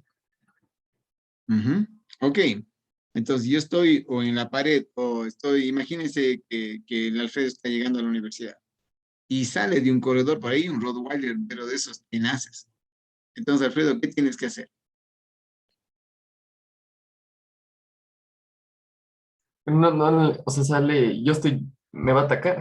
Claro, salió de un hall, salió embalado y te está atacando. Entonces, ¿qué vas a hacer? O sea, buscar una huida. Eso, tienes que salir corriendo. Y para eso tiene que ver bien dónde corre, de dónde sube. Tiene que subirse en un poste, tiene que subirse en un muro, en algún lado, porque si no es un problema grave. Entonces tiene que estar súper pilas. Tiene que ver bien a dónde va. Por eso hace el simpático lo que hace. Es decir, darle mayor apertura a través de una dilatación de los ojos para tener más luz, más campo visual, para salir corriendo y saber a dónde va. Es muy importante. Ese es el contexto de el por qué hace lo que hace, ¿no es cierto? Para que no sea de memoria, sino sea un proceso reflexivo. Mañana ustedes tienen que decidir. Yo les voy a decir, tengo un paciente. Es más, así vamos a trabajar con las prácticas de la receta. Yo le doy al paciente, vos ves qué le recetas, cómo le recetas, cuántas tabletas, cuántas veces al día, etcétera. Vas a tomar las decisiones porque vos puedes estimular o bloquear el simpático. Entonces ahí verás, dependiendo de la condición del paciente, la función y qué es lo que va a hacer. ¿Correcto? Ok, ¿qué pasa en el corazón?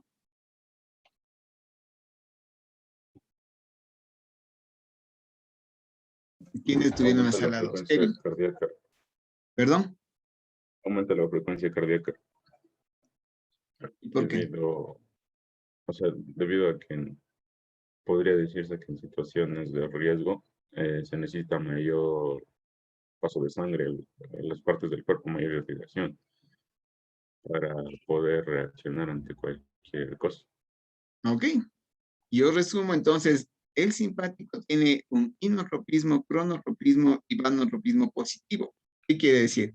Aumenta la frecuencia, aumenta la fuerza y aumenta la conductividad cardíaca. Y tiene como fin lo que menciona el Kevin, brindar mayor cantidad de sangre a los órganos que necesitan y los órganos que requieren, porque si es que yo le doy la misma cantidad de sangre al Alfredo y yo le doy lo mismo de ahorita, el Rottweiler le coge, pero ¿por qué le coge? Porque él tiene que salir disparado, corriendo, subirse el muro y subirse un poste. Si no tiene sangre, no lo logra. Entonces, esa es la razón por lo que el simpático hace lo que hace. Tiene que dar más sangre para lograr esto de aquí. Y es muy importante. Y esto va a estar en conexión porque aquí tiene un sistema que redistribuir. ¿Qué hacen los vasos sanguíneos? De pronto ahí podemos encontrar la respuesta. ¿De dónde y a dónde? ¿Qué hacen los vasos sanguíneos?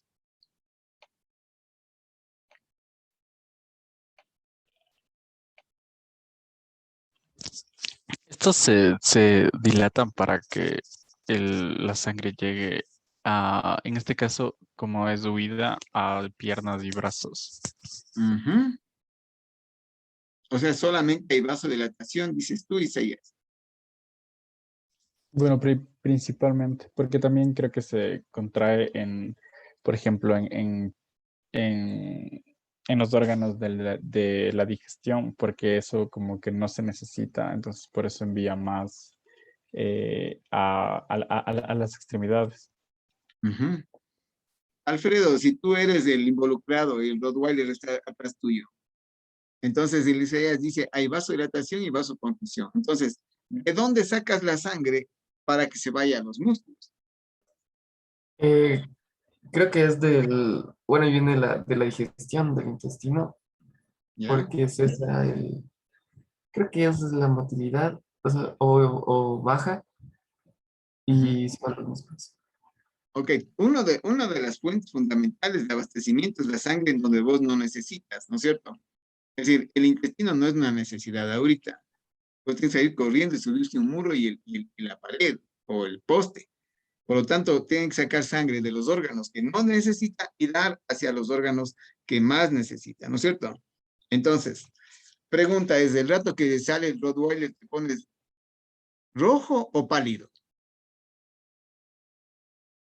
Me pongo pálido porque igual de la piel se va hacia eso. Claro, la piel es un órgano grande.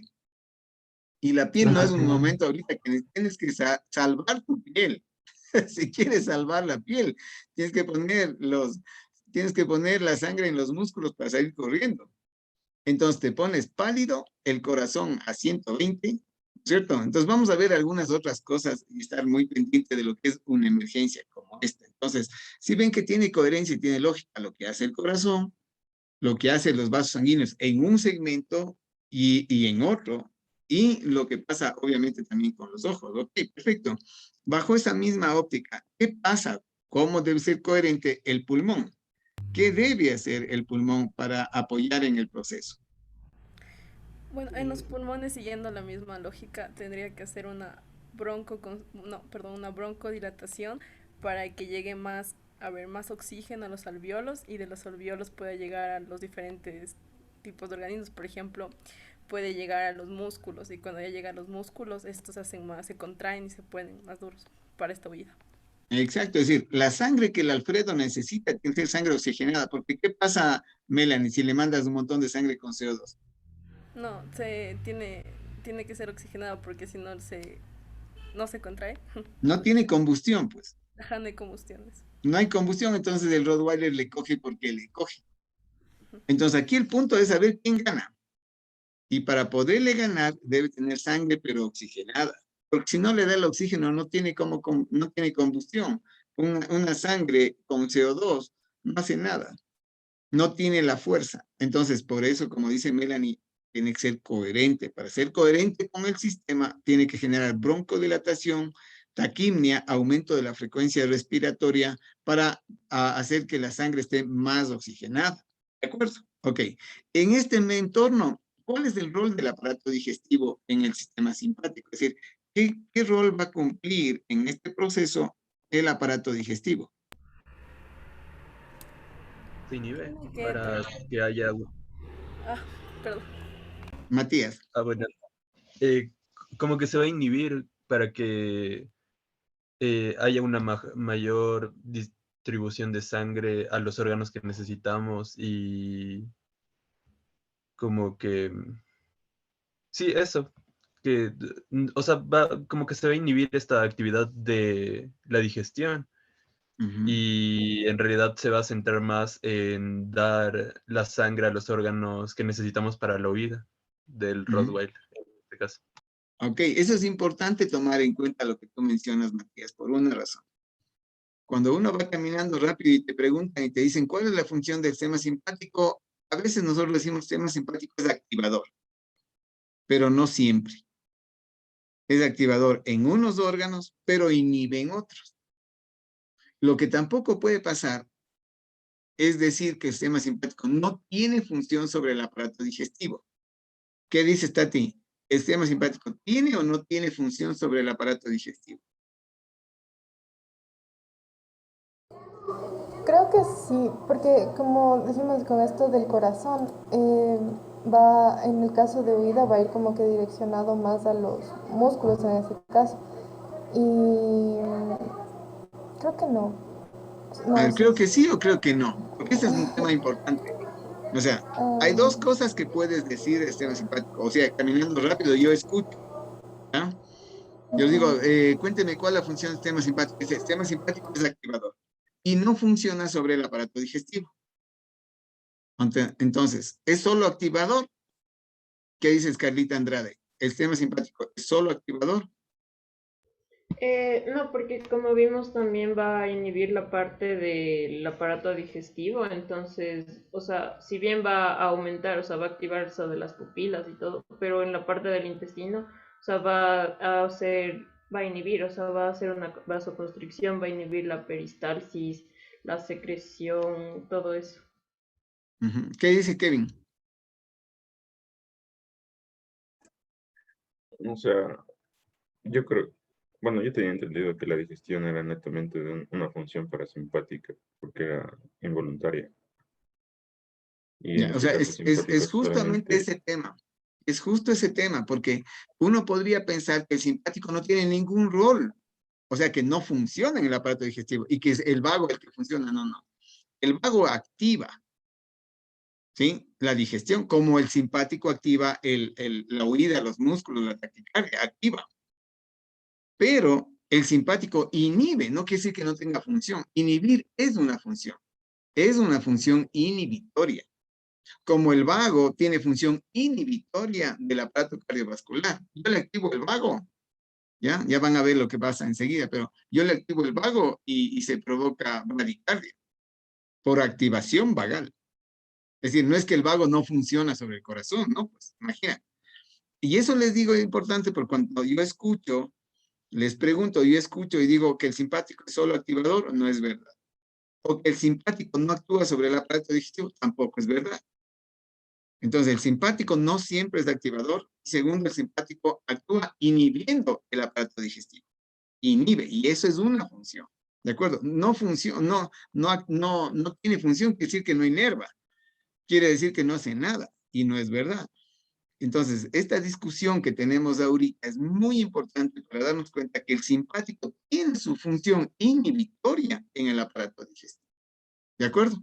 Correcto, entonces ahora tenemos claro el panorama. Y miren cómo este ejercicio nos sirve para que no nos aprendamos de memoria, sino tengamos un razonamiento lógico del proceso, por qué pasa lo que pasa, y que tiene una función inhibitoria a nivel digestivo. Si es que eso pasa en los órganos digestivos, ¿qué pasa en las glándulas?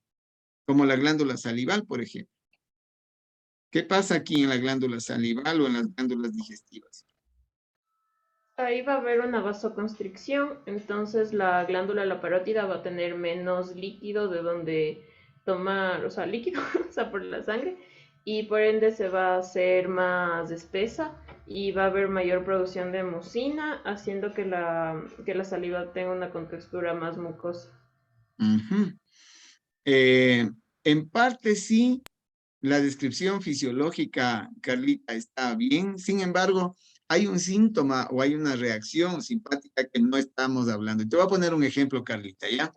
Les voy a contar una historia que es, hace poco tiempo había una propaganda que a mí me parecía muy bien cuando íbamos a estudiar simpático y que me ayuda mucho para esto. La propaganda era de unas pinturas. Tienen que ver las pinturas aquí, les cuento, ¿ya? Entonces una chica quería pintar una habitación y de un color especial. Entonces le invita al enamorado, dice, acompáñame porque tengo que escoger la pintura. Y el enamorado le acompaña a un almacén de pinturas. Sale el dependiente y le dice, bueno, ¿en qué le sirvo? Deme un color de pintura. ¿Qué color quiere? Dice, este color, fijarás bien. Y le dice al enamorado, sabes que estoy embarazada. Entonces el enamorado tiene un poco de síntomas. Carlita, ¿qué síntomas tiene el enamorado? ¿Qué color se pone? ¿Y qué nomás se pone? ¿Y qué síntomas tiene? Ajá, o sea, se pone pálido, por lo que hay la vasoconstricción de todos los vasos del área de la cabeza y, o sea, es lo que ¿Pálido? vimos. Uno, eso era el color que quería escoger la chica, para eso le lleva, era un color blanco pálido, así, para eso le llevó. Pero el chico tenía, además de la palidez, ¿qué más tenía? Estaba pálido, ¿qué más? Porque es de activación simpática frente a un proceso emergente, ¿sí o no?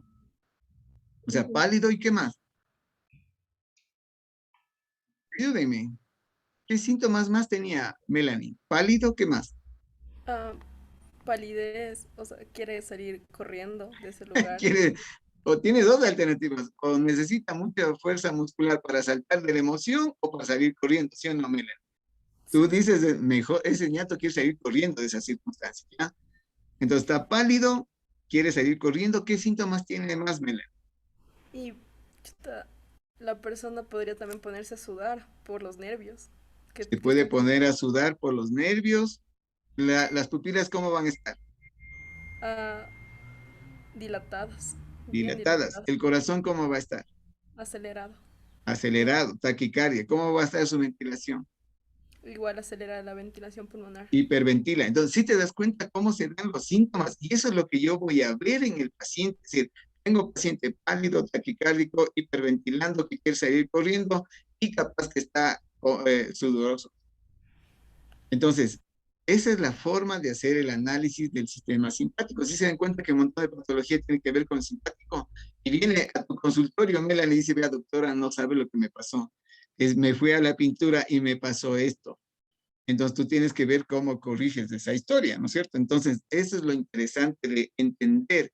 Entonces, ahora, el tema de la glándula, de las glándulas salivales. Carlita, ¿está con saliva espesa o está seca la boca? Ah, o sea, está seca la boca. Eso, es diferente. Una cosa es tener seca la boca y otra cosa es tener saliva espesa.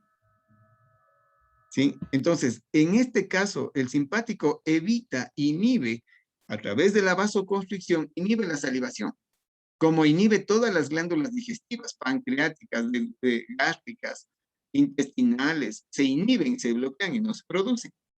Entonces, el amigo está pálido, taquicárdico, hiperventila, quiere salir corriendo y tiene la boca seca. Pide un vasito de agua, así le hacen sentar, ese pobre señor, ¿qué le pasó? ¿Qué le dijo esta niña? No sabe lo que me dijo. Entonces, esas son experiencias importantes para que usted se acuerde, porque así son las historias en el campo médico. O sea, vienen de una historia de esa naturaleza, ¿de acuerdo? Entonces, por eso es que tengo yo serostomía. Serostomía es la boca seca. Y quien genera la boca seca es del sistema simpático. Ok. Para Doc, ser coherentes, sí. y en este caso de, obviamente, decía de la serostomía, que era la sensación subjetiva de sequedad bucal, parecía que las principales causas eran el 85% de los No te- fármacos. O sea, esta sería una excepción a esa, como que ese porcentaje cuando se presenta no situaciones te así. expliqué mucho, Patricio, el por qué. Se cortó, no te escuché bien. Ahí me escucha, Doc. Ahora te escucho bien, sí. Ya, o sea, eso decía justamente cuando investigamos con Carlita, decía que era la sensación subjetiva de sequedad bucal, pero como que por el 85% era por la prescripción de fármacos. O sea, esta sería como que la excepción en ese gran porcentaje, la minoría de que se puede presentar la sequedad bucal por algo Claro, natural, por así decirlo. esta es una sequedad bucal fisiológica, ¿no es cierto? O sea, fisiológica por un estímulo emocional, no por fármacos. Ahora, lo que tú dices, Patricia, es muy importante. ¿Qué quiere decir esto? Y dice que el 80% de fármacos generan serostomía. ¿Qué quiere decir de ese 80% entonces, Carlita? ¿Qué pasa con esos fármacos? Eso que tienen acción sobre el sistema simpático. Que tienen interacciones farmacológicas o efectos secundarios de tipo simpático. Entonces, mira, en más información que nos das, la gran mayoría de fármacos pueden generar serostomía. ¿Por qué quiere decir? Porque de alguna forma va a actuar sobre receptores de tipo adrenérgico. Y al actuar sobre receptores adrenérgicos, la serostomía puede ser una de las razones lógicas por qué tengo ese efecto secundario. Pero tenés información, 80%. Entonces, ojo, por eso puede ser una de las razones que yo tengo ese efecto secundario. Ahora, entendiendo con la fisiología, entiendo qué es lo que está pasando, una interacción con receptores adrenérgicos. ¿De acuerdo? Ok, chévere. ¿Qué pasa con el hígado? Para ser coherente con esta historia, y el Alfredo tiene que ganarle al Rottweiler. Ha sido que en este caso en el simpático sería aumentar la liberación de glucosa, es decir, se da glucogenólisis para que obviamente obtener energía, pero en este caso esta energía encontramos que iba a ser energía de corto tiempo. ¿Y por qué? Porque va a haber un estímulo como que, o sea, tiene una situación de estrés para incrementar los niveles de glucosa a nivel sanguíneo. Exactamente, es decir, yo tengo que mandar sangre oxigenada y con glucosa. Porque si le mando sin oxígeno y sin glucosa, el Rottweiler le coge, pero a la fija, al Alfredo. Esa es la historia. Entonces el hígado tiene que hacer, como tú dices, una glucogenolisis, ¿cierto? Glucogenolisis, tiene que destruir el glucógeno, dar aporte de glucosa y esa glucosa que esté circulando en la sangre. Esa es la razón de ser. Por eso, de nuevo, insisto, es la necesidad de analizar el por qué hace lo que hace. ¿Qué dice Alfredo? Doctor, una pregunta. Usted nos dijo que también interviene en el páncreas, ¿no? Deja de producir. Pero en caso de que haya bastante glucosa y no haya insulina, sí deja la producción del páncreas. Ok, en ese contexto, ¿cuál sería la lógica? La insulina se va a aumentar, va a disminuir. ¿Qué rol puede cumplir la insulina aquí para que tú corras? O sea, se va a aumentar. Se va a aumentar, porque la insulina, si no tienes insulina, ¿cómo entra la glucosa al músculo para que cumpla una función? Por eso, pero no dijo que el páncreas no deja de funcionar, sino como Eso. que deja de producir. Pero se inhibe la función digestiva pancreática, Alfredo, que en Ah, este caso es el jugo pancreático. Es decir, no es momento de digerir, no es momento de dar jugos pancreáticos, como no es el momento de producir bilis, no es el momento de generar un proceso, llamemos un proceso de digestión. Es el momento básico para generar elementos energéticos, nada más, porque el entonces, páncreas tiene función exógena y endógena, ¿no es cierto? sí. Entonces en este órgano igual inhibe y activa. Claro, en este órgano inhibe una función y activa otra. Por eso es que uno tiene que saber súper bien y entender perfectamente de acuerdo al sistema que sea necesario, ¿no es cierto?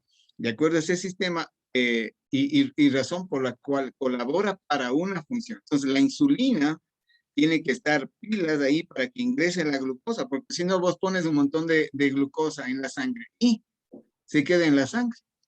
Entonces, es una gran reflexión, Alfredo, en eso. Y por eso es fundamental hacer siempre la pregunta del por qué y en qué parte. Nada es absoluto. El páncreas tiene una función que se estimula y otra que se inhibe, ¿no es cierto?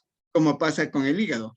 El hígado inhibe la función digestiva de producción, de liberación de bilis y estimula la liberación de glucosa que tiene en reservorio en el hígado y estimula la glucogenólisis para que el glucógeno acumulado se forme glucosa y se libere. Y ya sabemos el por qué, porque necesitas energía, necesitas glucosa. Entonces, así como pasaba con la broncodilatación que necesita oxígeno. Cuando vemos el por qué, entonces ya no nos aprendemos de memoria nunca. Haces el razonamiento lógico y sabes lo que tienes que hacer en un momento terapéutico. ¿De acuerdo? Para eso nos sirve este sistema. Con ese mismo criterio, ¿qué pasa en la vejiga y qué pasa en el recto? O sea, en la vejiga y el recto es como que encontramos que la función es la contracción de los esfínteres, tanto el uretral como el anal. ¿Mm? Y esto era porque, o sea, decía que no era necesario, como en situaciones así de alerta, como que no era muy necesario la micción ni la defecación, entonces, eso. Correcto, o sea, como dice Anaí, en este momento del Alfredo no es momento para ir al baño, ni tener un proceso de digestión, ni de micción, no, pues tiene que subirse en el post. Entonces, estoy de acuerdo contigo, la contracción de los esfínteres, pero también hay otra función que Ah, tiene que sí, ver con otra estructura. ajá, vimos también, o sea, que era la dilatación del músculo detrusor, que tiene que ver con la vejiga, y la relajación De las paredes. de las paredes Es decir, se tiene que relajar el detrusor, que es el músculo de la vejiga, y se tiene que relajar las paredes intestinales de la musculatura lisa. ¿Para qué? Para generar mayor capacidad de retención. Entonces ahí puede tener 2 litros de orina en la vejiga. ¿Por qué? Porque mientras corre hasta que le salva, después puede ir al baño y eliminarse a la orina o las deposiciones, ¿no es cierto? Las excretas. Pero entonces yo tengo que relajar el detrusor y contraer el esfínter.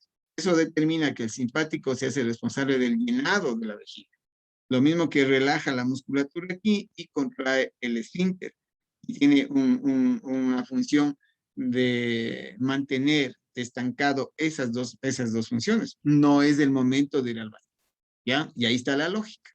Y entendemos con eso un elemento muy importante. ¿Por qué es fundamental esto?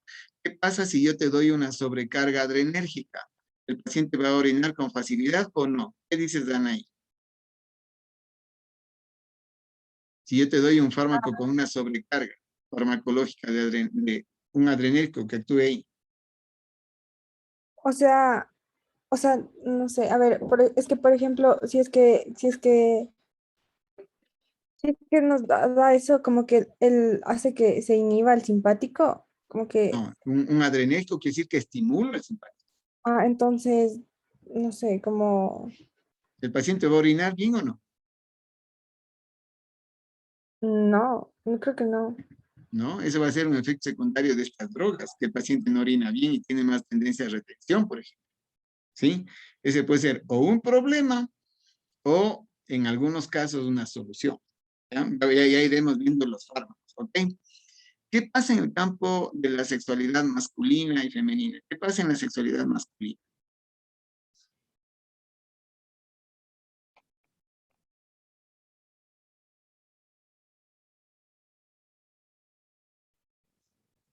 ¿Quiénes vieron en el aula en la 9 y en la 10? ¿Qué pasa con la sexualidad del sistema simpático?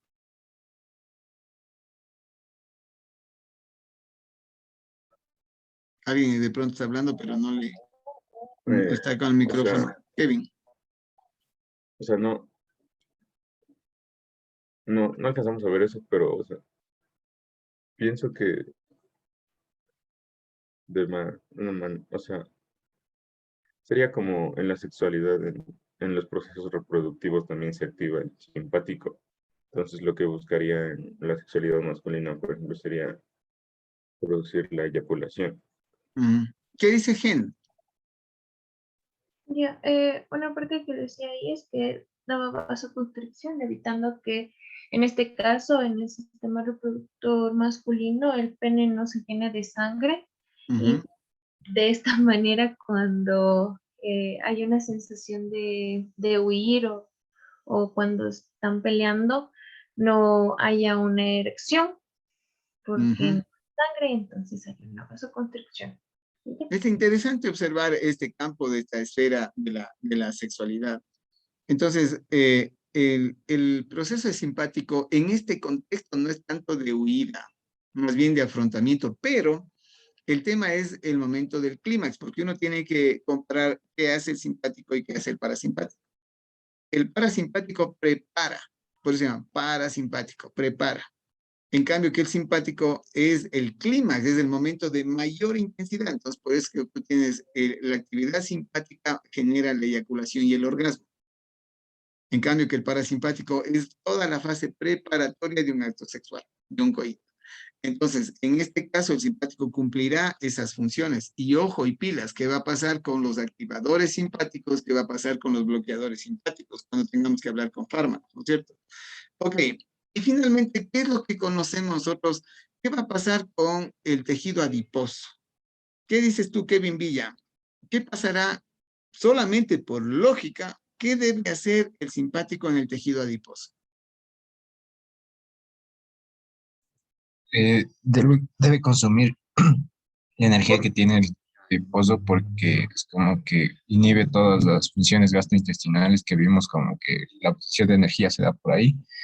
Entonces, otra segunda opción de energía es el tejido adiposo, entonces es como que utiliza eso para correr o lo que sea. Ok, si es que tienen que correr y va a correr unas 10 cuadras, quiere decir que en la primera cuadra ya se acabó la gasolina, el combustible de la glucosa. Después tendrá que utilizar, el Alfredo tendrá que utilizar la grasa para poder seguir combustionando. Entonces el tejido adiposo va a generar un proceso de lipólisis cuando esté con la actividad simpática.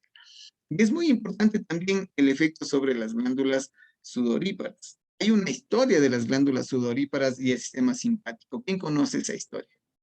¿Qué de extraño tiene ahí?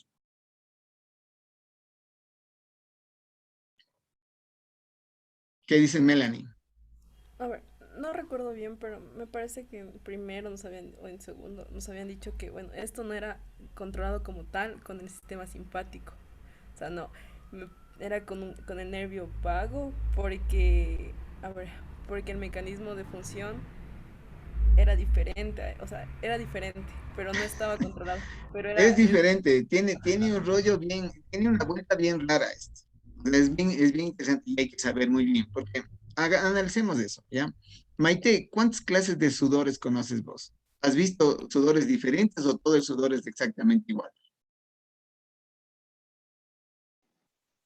O sea, No sé, no me he puesto a analizar en eso, doctor, la verdad. Entonces, dime cuál es el formato que tú conoces de sudor. ¿Cuándo sudas? Cuando estás cuando sientes que estás nervioso, Ujú. estás nervioso, Nervioso suda. El eh, sudor clásico común, el que más vemos todos los días, ¿cuándo suda una persona? ¿Qué dice Carol Chasipanta? Por ejemplo, o sea, cuando uno está enfermo hay una sudoración fría en comparación a cuando estás haciendo ejercicio. Ya. Ese es un O sea, sudor ajá. caliente. Ok, ahí hay una diferencia importante. Cuando tú estás haciendo ejercicio sale un sudor caliente, sale un sudor que está vinculado al proceso de liberar líquidos, manejar la temperatura, ¿no es cierto? Pero hay un sudor frío. Y es un sudor frío que para nosotros en el campo médico, el sudor frío es muy inquietante, muy complejo y nos hace poner muy atentos. ¿Han visto alguna vez a alguien que se desmaya, que le baja la presión y baja la frecuencia cardíaca? ¿Cómo es eso? ¿Cómo es, O Maite? sea, Coménteme. ya, o sea, cuando o sea, se comienza como primero a poner como que pálido, se comienza como que a sentir débil y a querer como que agarrarse de algo, porque Eso. siente que no va a poder soportar su peso. Y suda frío, Ajá, y suda frío y comienza como a tambalearse. a tambalearse. Y uno cuando ve eso, Maite, ¿cómo se siente? Cuando ve eso en una persona. O sea, se preocupa porque no sabe qué va a pasar y se puede caer mal también. Claro, eso es escalofriante. O sea, cuando vos ves una persona de esas, son dos cosas que les hace temblar a la gente. Cuando convulsionan y cuando te desmayan. Y tiene ese sudor frío, es escalofriante, porque vos topas el sudor, es helado, es frío. Entonces, ¿qué de historia tiene de raro lo que tú mencionabas, Melanie, en eso? Que las glándulas sudoríparas son gobernadas por el simpático, pero el neurotransmisor es vagal. El neurotransmisor es la acetilcolina, es un neurotransmisor colinérgico. Y por eso el vago está involucrado en estos procesos, porque bajar la presión, bajar la frecuencia cardíaca y todo esto es una respuesta vagal. Se estimula el vago y vos tienes este problema. ¿Ya?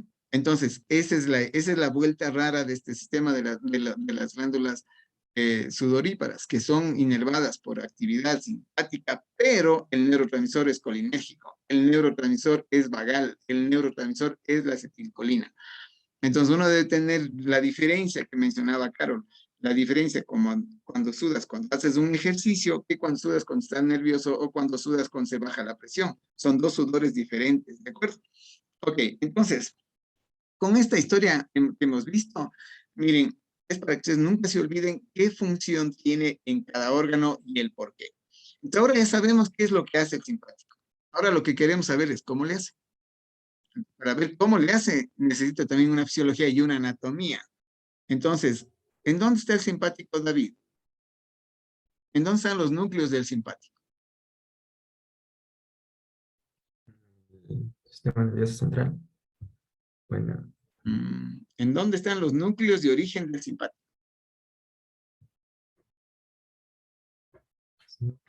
Tu invitación cordial a ir a ver la morfofunción, o sea, función y morfología, porque la anatomía va a ser fundamental también aquí. ¿En dónde están los núcleos del simpático? Creo, sí, ojalá no me equivoque, en la médula espinal. Están en la médula. ¿En qué parte de la médula? ¿No ves que la médula es grande? Ahí está la médula. ¿Y en dónde? Ahí, de C1 a L1. Tienen que irse a revisar. Ahorita yo, o sea, no tengo ningún problema porque estamos en clases ahí, pero en las evaluaciones yo voy a poner full anatomía y fisiología del simpático. Porque son prerequisitos, usted tiene que saber. Imagínate ahorita mandarme 5 clases de esto, no. O sea, voy a pasar así súper rápido con las cosas elementales que ustedes saben, ¿ya? A ver, se llama tora columbar porque los núcleos de origen del simpático están en las astas laterales de la médula, astas laterales de la médula. ¿Ya? Recuerda que tienen 3 astas, de las astas laterales. Y de las astas laterales sale la neurona preganglionar y hace sinapsis en los ganglios simpáticos que están paravertebrales. Hacen sinapsis en los ganglios paravertebrales y luego la neurona postganglionar se dirige a los órganos efectores. Entonces, aquí algunas cositas solamente que yo les tengo que hacer recuerdo, nada más. Las neuronas preganglionares son mielinizadas y por lo tanto son más veloces, 3 a 15 metros por segundo. En cambio que las neuronas postganglionares son amielínicas, son más lentas, menos de 2 metros por segundo. Eso determina que la neurona preganglionar o la anatomía en el simpático, la neurona preganglionar es corta y la neurona postganglionar es una neurona larga. Y eso va a ser muy importante tomar en consideración. ¿Qué también tenemos que saber? Viene la neurona, vamos a trabajar aquí. El sistema neurovegetativo siempre tiene 2 neuronas y un ganglio. La ubicación del ganglio es el que define cuál es corto y cuál es largo. Entonces, la neurona preganglionar, insisto, es mielinizada y más rápida. La neurona postganglionar es amielínica. Como el ganglio está a nivel paravertebral, la preganglionar es corta y la postganglionar es una neurona larga hasta que llegue hacia los órganos blancos. El neurotransmisor en el ganglio simpático, el neurotransmisor aquí es acetilcolina, pilas. En cambio, el neurotransmisor en los órganos blancos, aquí el neurotransmisor es de adrenalina o noradrenalina. Y por esa razón, a este sistema simpático se le conoce como adrenérgico. Porque el neurotransmisor que vamos a ver la próxima clase con ustedes, el neurotransmisor es la adrenalina. ¿De acuerdo? Ok, entonces solamente revisión somera. Aquí yo tengo el asta lateral de la médula, los núcleos de origen del simpático. Estas ramas, la vía de conducción, utiliza la rama motora, es decir, que sale por la rama motora de los nervios espinales, de los nervios somáticos. ¿Sí? Sale por la rama motora, actúa o se comunica por el ramo comunicante blanco, llega al ganglio del simpático y aquí hace sinapsis. Este ganglio es paravertebral. Y luego tengo la neurona postganglionar que sale por el ramo comunicante gris y este ramo comunicante gris va por los esplénicos hasta los órganos. ¿De acuerdo? Solamente para hacerles de acuerdo. Hay una particularidad importante que queremos analizar con ustedes. Esta particularidad es de que existen 2 sistemas de ramas importantes del simpático. Unas ramas ascienden hacia los segmentos superiores, otras ramas descienden hacia los segmentos inferiores. Entonces ustedes me dirán, ¿para qué sirve y qué relación tiene esto? Y segundo, hay unas ramas, pilas aquí, hay unas ramas que no hacen sinapsis y van directo a la suprarrenal, tanto a la médula como a la corteza suprarrenal.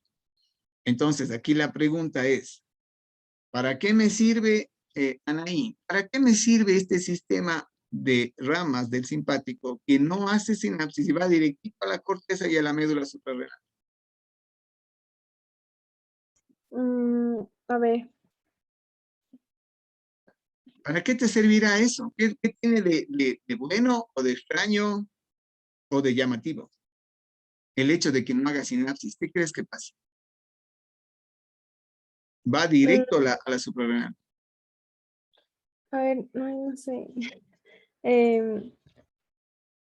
O sea, si van como, a ver, si estas fibras de conexiones, por ejemplo, esto es como que hace que tenga la conectividad entre los órganos. Eso puede ser importante, que las fibras de conexiones puedan tener las conexiones con los órganos o... Ese argumento digamos, tuyo, Anaí, sería vinculado a las fibras que van para arriba y para abajo, interconectan la cabeza con el intestino. ¿Por qué? Porque al tener fibras que van para arriba o fibras que van para abajo, interconectan. ¿Sí? O sea, ese sería el argumento de las fibras que suben y bajan. ¿Y qué pasa con las fibras que no hacen sinapsis? Betty, no hace sinapsis, va directito al suprarrenal. ¿Qué beneficio encontrarás en eso? puede ser una cosa, la liberación, no sé si esté bien, pero solo para saber, la liberación de la adrenalina, no sé, eso o no. ¿Qué dice Betty? Va a Eso tener mismo que iba a ver. decir yo, que en la glándula suprarrenal se libera la adrenalina y la noradrenalina, y estamos viendo que en la neurona, o sea, que en la parte postsináptica se va a ser súper importante la adrenalina y noradrenalina para las diferentes funciones que ya vimos del sistema simpático. Recuerda, Betsy, que en estas ramas que yo te estoy diciendo no hace sinapsis, va directito, es decir, del Sí. núcleo sale la fibra y se va directito a la suprarrenal. Melanie, ¿por qué crees tú que es esto? ¿O qué beneficio tiene? El beneficio sería que llegue el estímulo más rápido. Más Como rápido. como no hace la sinapsis, el estímulo llega directo a la médula. Más rápido. Llega directo y de una se libera la adrenalina, la noradrenalina de estas glándulas suprarrenales. Y el cortisol, porque la adrenalina está en la médula y el cortisol en la corteza suprarrenal. Esto es vital. ¿Alguna vez ustedes han tenido, alguien ha tenido un accidente? Una caída, un accidente de tránsito, alguna vez. Kevin, ¿tuviste un accidente? ¿Qué te pasó? O sea, me caí de la bicicleta. Ya. ¿Te caíste de la Y- bicicleta? Sí. O sea, en este sentido creo que tiene que ver con el dolor, porque en esos momentos en los que, por ejemplo, estamos haciendo deporte y estamos acelerados, estamos produciendo adrenalina, y si nos caemos, no nos duele, pero por ejemplo, cuando ya pasa un tiempo, digamos, yo llegué a mi casa, me bañé, me acosté y ya no me podía levantar el otro día. ¿Ves? Exactamente, ese es el valor. Sí, lo que menciona Kevin, y ese es el valor importante. O sea, imagínate que nosotros tengamos la sensación completa de la caída de lo que se rompe el músculo o el tendón, el ligamento o el hueso. Y si yo estoy esperando un rato a que eso funcione, entonces no puede ser. Por eso esa autonomía es fundamental. Tiene que ser más rápido que la conciencia. Entonces se libera súper rápido por este sistema Melanie, directito a la suprarrenal. Entonces el Kevin, cuando se cayó, no sintió nada. Después de que se duchó, estuvo en la casa, al día siguiente no se levantaba porque le dolía toda la vida. Entonces, este es un sistema fundamental. Y lo otro, tú mencionas, entonces, Anaí, mencionas que la conectividad entre los órganos es esto. Es la conectividad tan importante y un elemento fundamental. Las fibras del dolor, ¿sí?, van en el 70% por el simpático, y por eso es que las vísceras tienen órganos reflejos o sistemas reflejos en donde nosotros podemos tener. Entonces, ese concepto es fundamental, en donde cuando sabemos que las fibras del dolor transcurren por el sistema simpático, nosotros tenemos regiones, zonas reflejas del dolor visceral. Y eso nos da una orientación. Si es que es a nivel del hombro derecho, por ejemplo, yo puedo pensar que es una colecistitis, una colelitiasis, porque es la conexión de la víscera con las zonas reflejas. En cambio, si es el hombro o el brazo izquierdo, uno piensa un factor isquémico o de infarto. ¿De acuerdo? Ok, chicos, nos cogió el tiempo. Que tengan un buen día. Vengan estudiando la bioquímica del simpático y los receptores. Un abrazo, que tengan un buen día. Gracias. Chao.